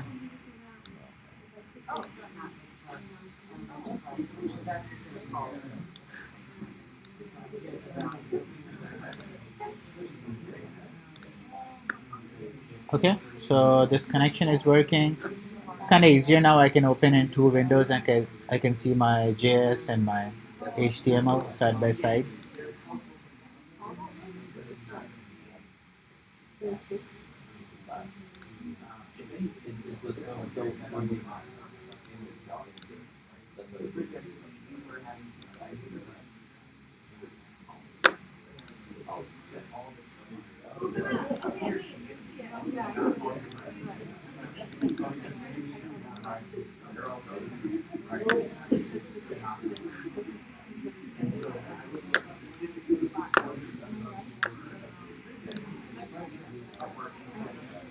So here's my HTML and here's my JavaScript file.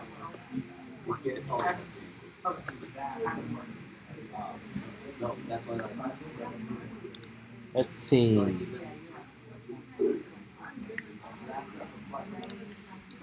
So I have a container and then calculator card.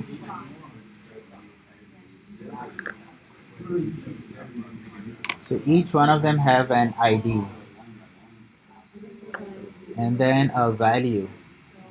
Okay, so value has the corresponding number.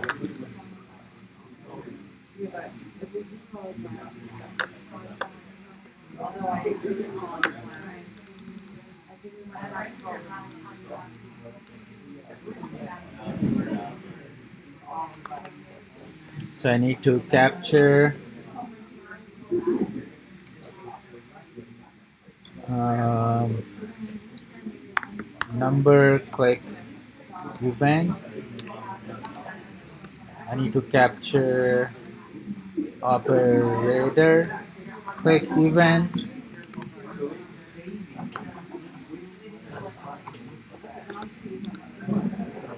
What else?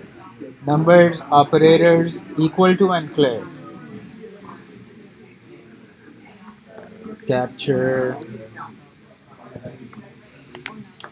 equal click event. Capture clear click event.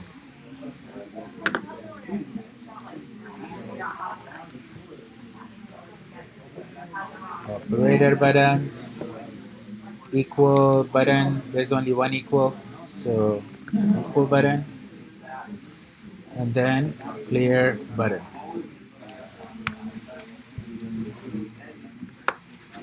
So these are the 4 click events that I need to capture.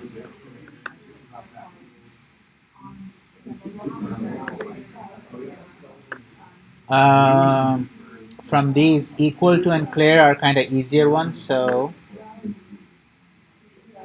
what's the ID for the clear button? Button clear. So I can, this one is easier. So dollar dot on. Okay. So ID for clear button is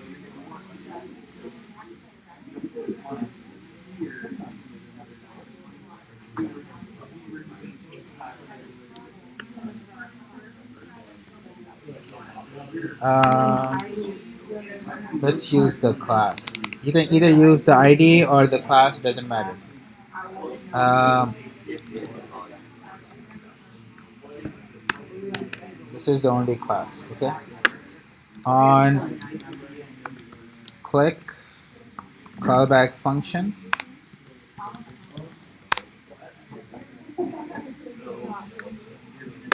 Okay, let's test this out.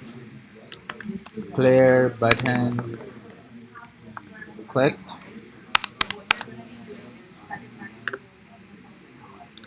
Let's see.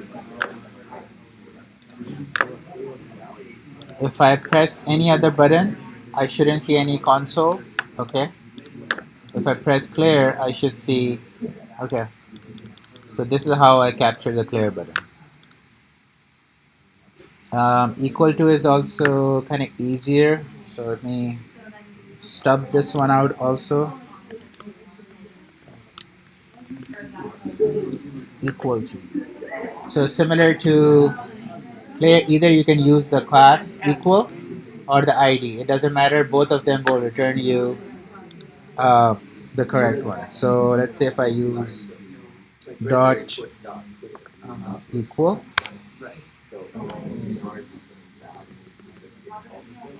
and then the event is click, and then the callback function. Yeah, he did. He said that. Or no, he did. It's got a class on it. So if you notice, there's a class and So you can either take the class or the ID. It doesn't matter. Both will return the same. I could use the ID in the case. Both are unique. so anytime you can have multiple classes, right? So So both are same. base just gives you classes, and first So somebody clicks on this, console log that's just what's setting equal button.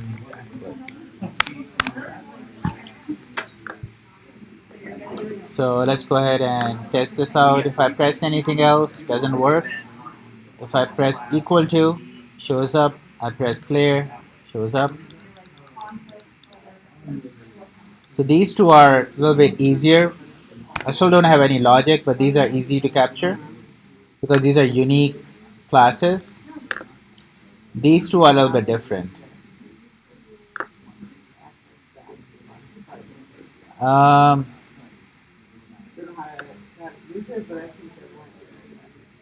let's see, operator. If I try to use the operator class, it's not unique. I have at least, how many do I have? Should be 1, 2, 3, 4, 1, 2, 3, 4, 5. At least 5 operator class. I could use the IDs, but then I'm going to have 5 different uh, click events. How do I do it in just one?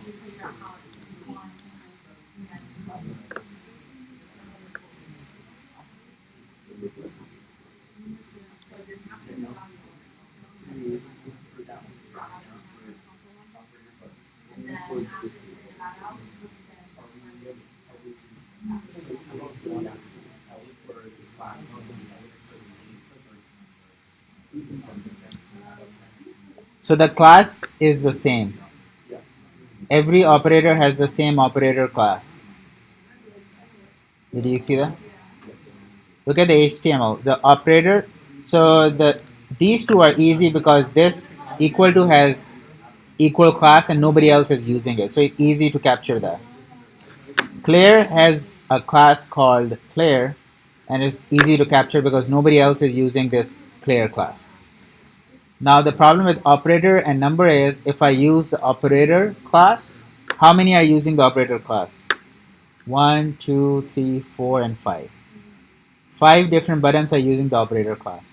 Same with numbers. So the long way to do is how do we differentiate between the operators? Each operator has a different ID. So this one has the ID of button divide. The next operator has an ID of button power. And then there's one with button multiply. Do you create 1, 2, 3, 4, 5 different click methods? Or can you do it in just one? And then remember the fridge activity, how we were differentiating? Kind of follow that.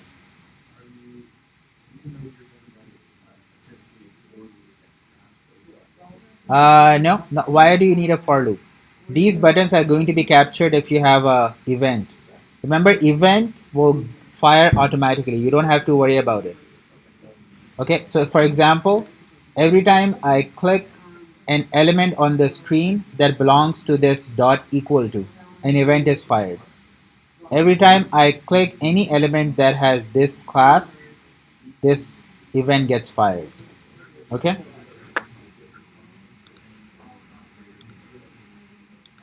Yes. So you see if I press equal to button clicks, if I press clear, whatever the code is over here that gets called. Okay? Now for the operator and number you have to do something similar. And again, this is one way to, there's multiple ways that you Right. guys can handle this. So this is a convenient way because again, those class names are unique to one button. Right. Now in the operator there are 5 different elements that have the same class names. They have different IDs. You can either capture by ID, but that's a lot of code. You have to write 1, 2, 3, 4, 5 click methods. And if you do the same logic by numbers, you have like 10 click events that you have to write.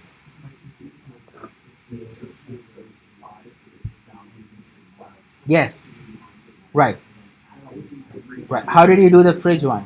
Look at the fridge one. How were you differentiate? Remember, in the fridge activity, every element had the same class.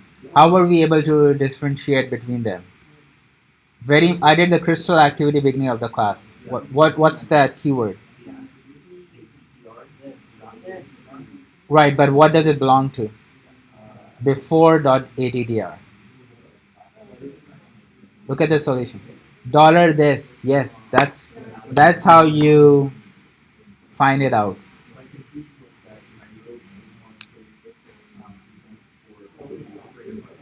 Yes. Yes. Yes.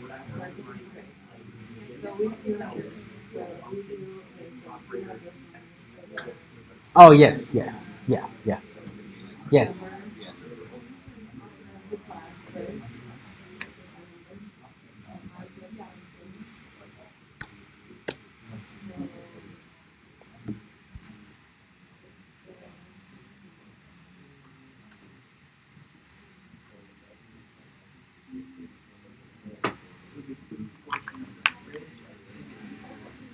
Is where you're actually grabbing.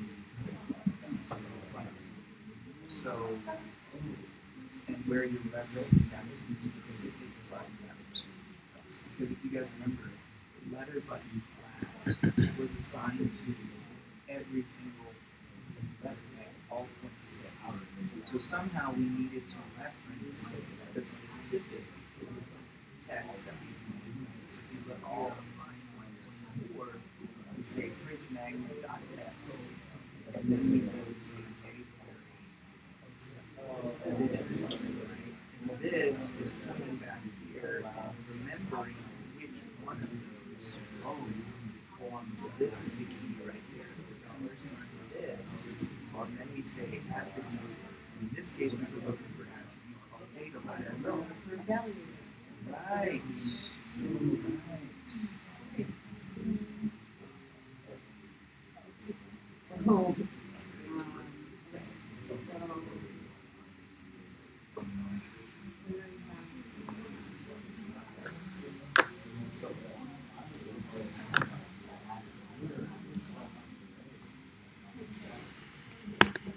So let's see what happens if I capture, kind of follow the same strategy as equal to and clear. And then hook into the CSS class of dot operator. Okay. On click callback function. Okay. Console log operator clicked. Okay. What happens with this one? These are my 5 operators. If I click numbers, my event doesn't get fired, nothing on the console. As soon as I hit an operator, event is clicked. Then I hit the second operator, event is fired. You see the 2 over here. Same thing with this. Equal to fires a different event, clear fires a different one. Number I haven't handled. So this is how I'm able to capture, but I'm not sure which one was clicked. How do I find that out? That's the next step in this. I have my operator event hooked, and the reason is I'm using the dot operator, which is a class, and all 5 of these operators have the same class. If you search for operator, this is second, third. So all of these have the same class. So this is basically giving you, this is going to be fired every time you hit one of them. But how do you find out which one was clicked? What is the value behind it? Similar to the fridge activity, take a look at it. We are trying to extract this out of it, this value. Again, this is just another attribute.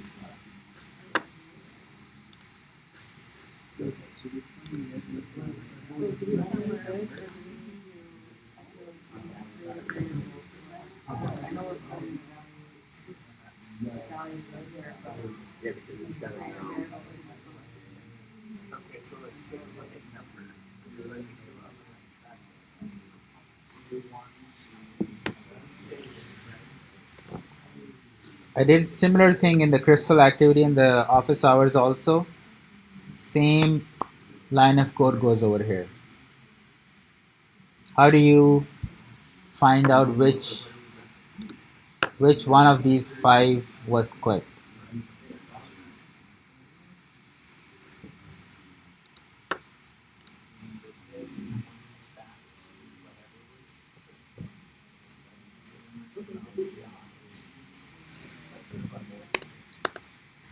Remember our friend dollar this?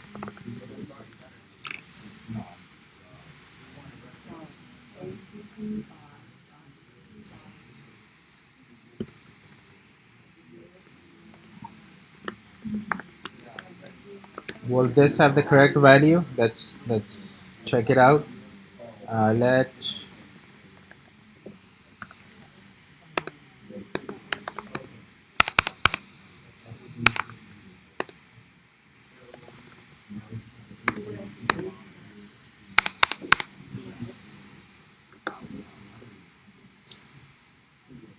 so if this is correct. This should give me this should hook into the attribute value, which is here, and then return me this. And why? This is going to figure out which operator did I click. So let's try it out and see if this works. So if I click plus, you see, it returns me plus. If I click multiply, it returns me times. Divide, it returns me divide. Minus, it says minus. So this is how, remember even in the fridge activity, the crystal game, this is how you are referring to. Okay, why? Because dot operator class is common among all of them. And it's kind of tedious to write click event for each one of them, right? So get the most common one, which is dot operator. It's going to give you 5 elements. And how do you differentiate between them? This. This should give you the operator tied to this value. Same thing with the numbers. If you look at the numbers, the class is called number. Write an event for the number class, use the dollar this attribute, get this value, and it's going to return you, is it a value? Yes. It's going to return you a string of this.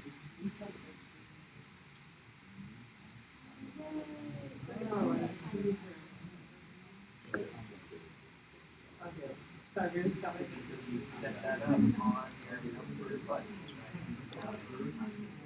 right? Save that value.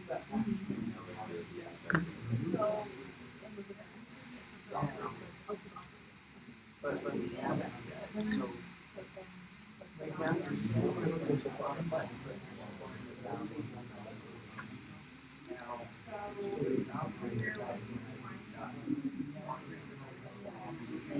One number at a time. But how would you allow people to say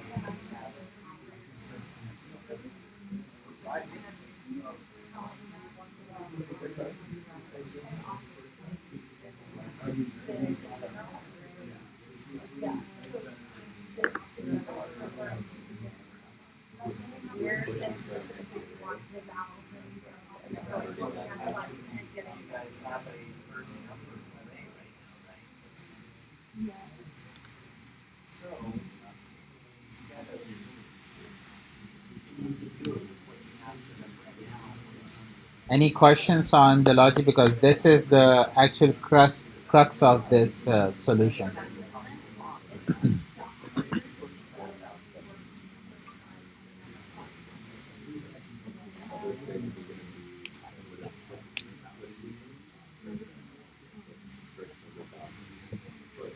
So same thing with the number. This time we are hooking into the class dot number. This will return me all these 10 digits. Uh,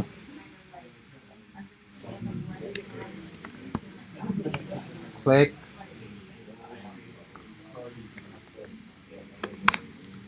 callback function.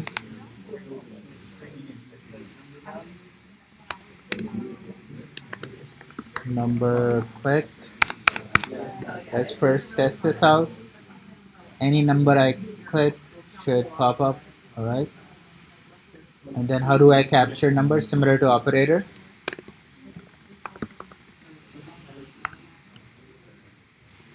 Dollar this dot attr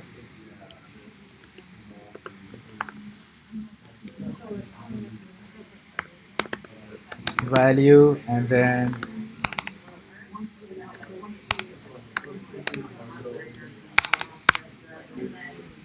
this should give you the numbers 1. So jQuery has a method called .val, and that also kind of works similarly. It will give you this attribute over here. So this is just another way to do the same thing, because this value attribute is part of actually HTML. It actually exists. So jQuery has a method called val, and it's going to return the value whatever is stored in this attribute.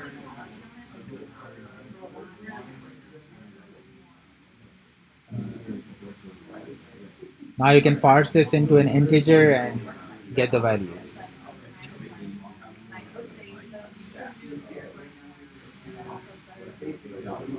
Let's say the hint was create global variables, first number, second number, operator, result.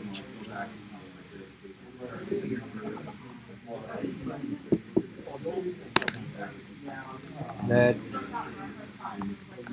first number going to be an integer number, second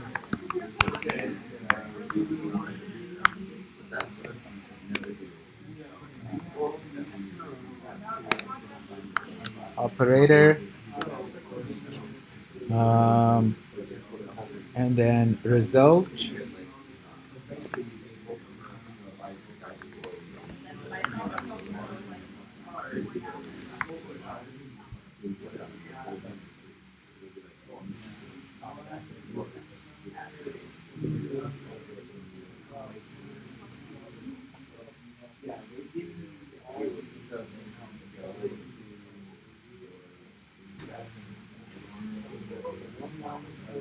So when I press this, you want to show the numbers on your over here. How do you show that?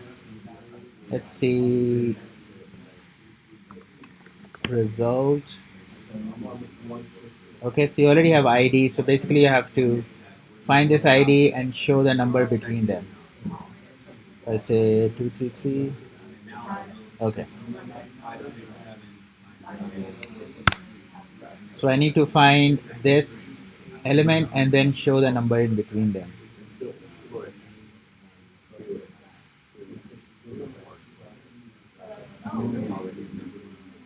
So I'm going to remove these. I don't need these. I kind of know what's going on.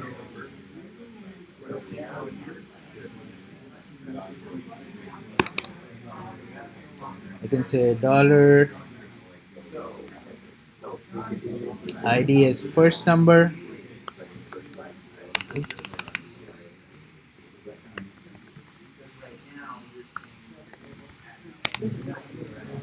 First number dot text.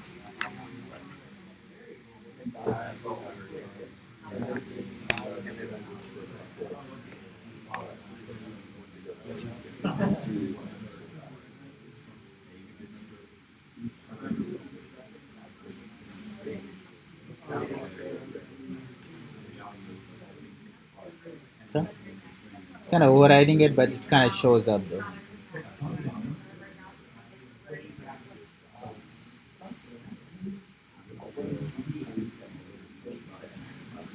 So let's use the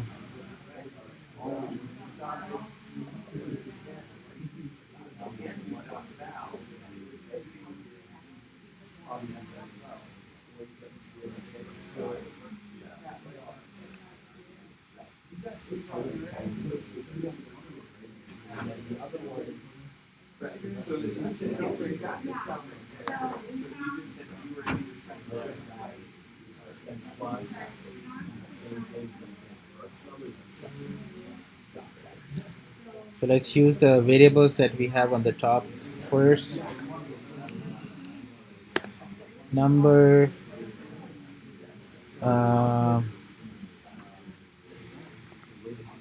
first number, and I want them to keep adding themselves. I can use the plus equal to. This will not refresh it. Instead, keep adding them. So one.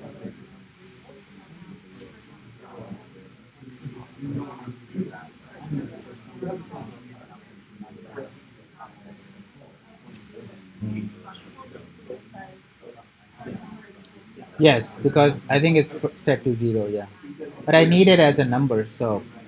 So would you just have to push it, Hmm. and then it would override 0 and insert what you put?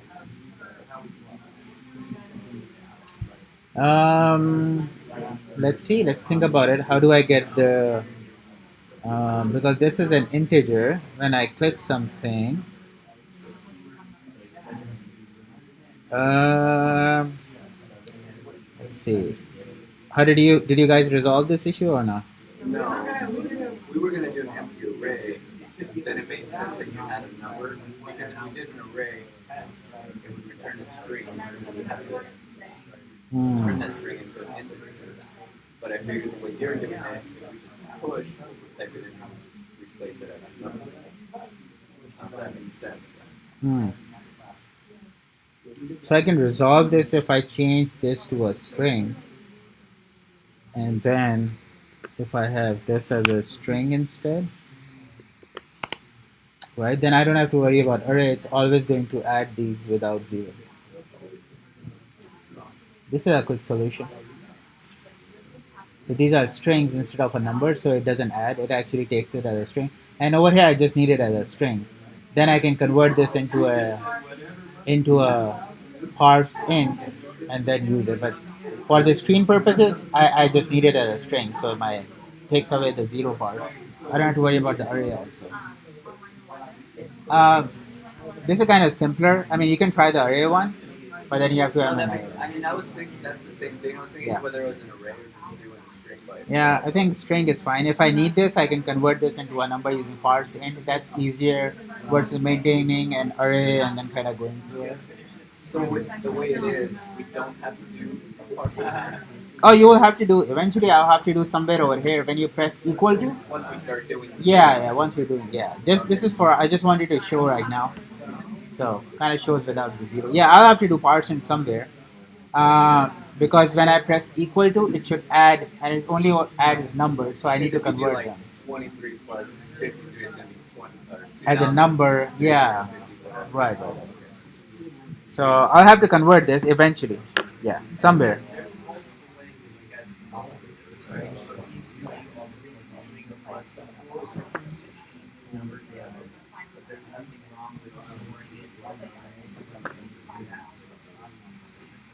So one of the questions was, how do you determine that I'm done choosing the first number and then I'm entering the second number? How do you differentiate between them?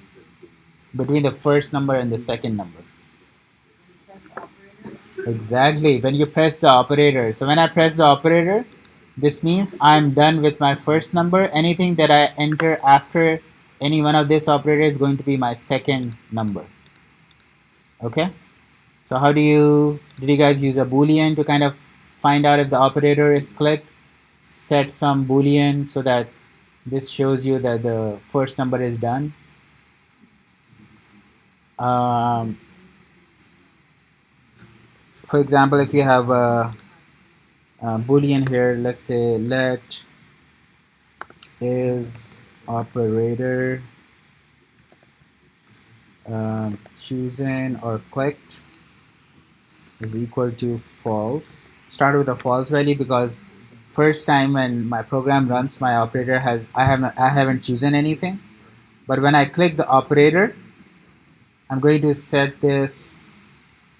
I don't need these console logs, so I'm going to remove these now. As soon as I click the operator, I'm going to set that to true. Okay. So this tells me I click the operator and my first anything if I click the number after that, this means going to be a second number. So let's see if operator chosen it's true. Okay. This means I am on to my second number now. So second number, same thing as the first number plus equal to dollar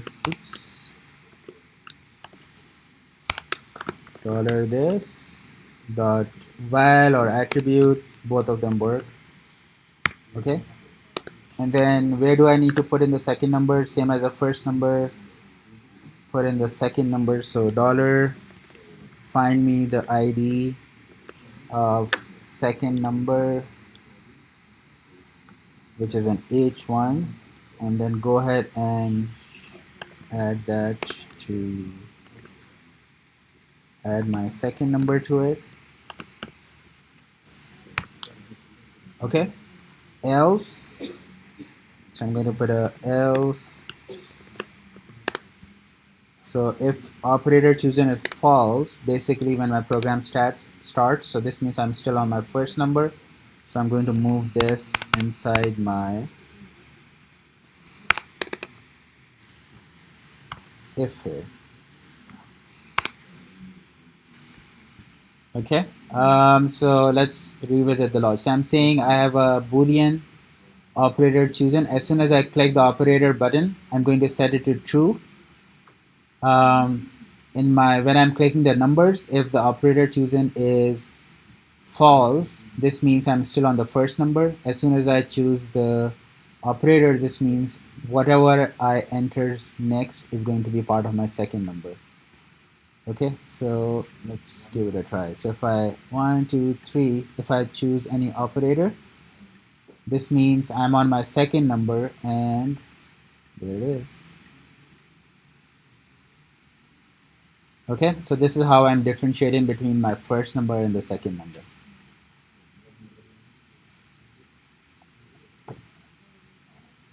Sorry, but is that and Yeah, they both are the same? same thing. The other way is this value over here. This is part of actually HTML. So jQuery has a method called .val that will return you anything that you have in value, or you can use an attribute and get the value. It's the same thing. I wanted to give you guys both functions. So you can use .attr and get that. It's the same thing. Do you guys get this logic? How I use this boolean to kind of differentiate between the two numbers? Not too difficult when I write it out, right? Yeah, if somebody else came with a different way to differentiate the two, again, whatever you came up with, it's probably not wrong. This is just one way that you can differentiate between the two numbers. Any group did it a little bit differently? What did you do? I know you guys did something different. What did it? Okay, yeah, go ahead, tell me. I'm curious. So what did you guys do? How did you fill this up? First number and the second. Huh? Did you? Ethan, can you look at the code and show us? Yeah, let's see. I'm curious how these guys do it.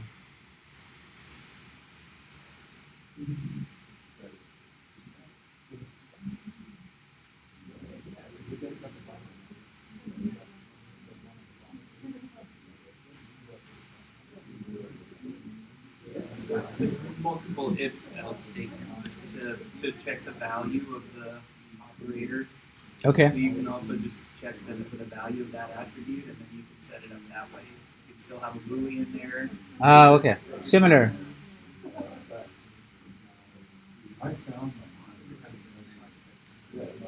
So how do I complete this? Now I have two numbers. When I press equal to, it should kind of calculate it. So we can move on to a equal to. And when I press equal to, I have my first number and second number. So you can convert them into numbers. Let's say parse int first number. You can reuse the same variable, and this becomes now a number, or you can create a new one. It's up to you. Second number, parse and second number. So this is when I press equal to. When I press equal to, all my numbers are done. I want to perform some operations. Okay. And then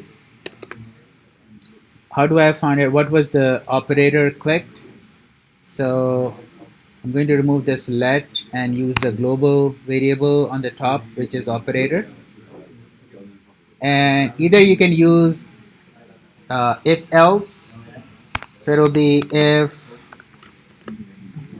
operator is equal to plus, right? And then you do something. I'm going to kind of switch it up and use a switch statement. It's next level. So what happens in switch is you put in what you are trying to test. So I'm trying to test operator, value of operator. If my value of operator is plus, then do something. If my value of operator is minus, kind of like a if, same as if else, but it's just like a little bit nicer way to write the same thing. So when I say if it's plus, what am I doing? Do I have a variable on the top called result? I think so, yeah. So I'm going to say result is equal to first number plus second number, same as if else. Okay, so now I have my result. Let's test it out before. Where's the result HTML? Let's see. ID is result. So what do I have to do? Dollar ID is result. So get an ID for results dot, and then add this variable to that text. Okay, this is when the equal to happens. So I'm going to remove these console logs, and let's see if this works. If I do 1 plus 3, it should say 4. Yay! Okay, so this is just a plus, and you can replicate the same for minus, multiply, and all of that stuff. Clear is easier. Basically, you just have to wipe everything from here. So you would just do, I guess, first number is equal to empty string, basically kind of initializing them.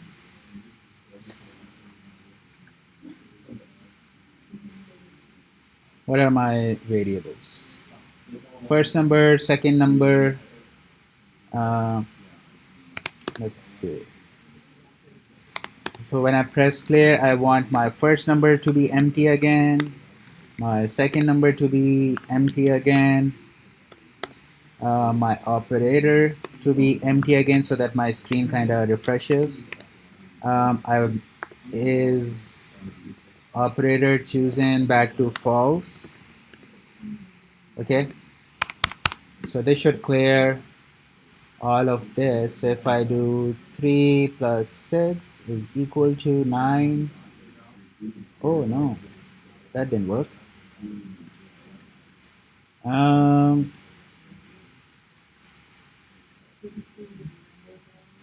what is it? What did I miss? Oh, these. Oh yeah. Did somebody say that? Oh, yeah. I need to empty these. Sorry, these things out. So it's clearing, but it's not clearing these things. So I need to clear these IDs out. So basically, like dollar um, first number. So I need to clear.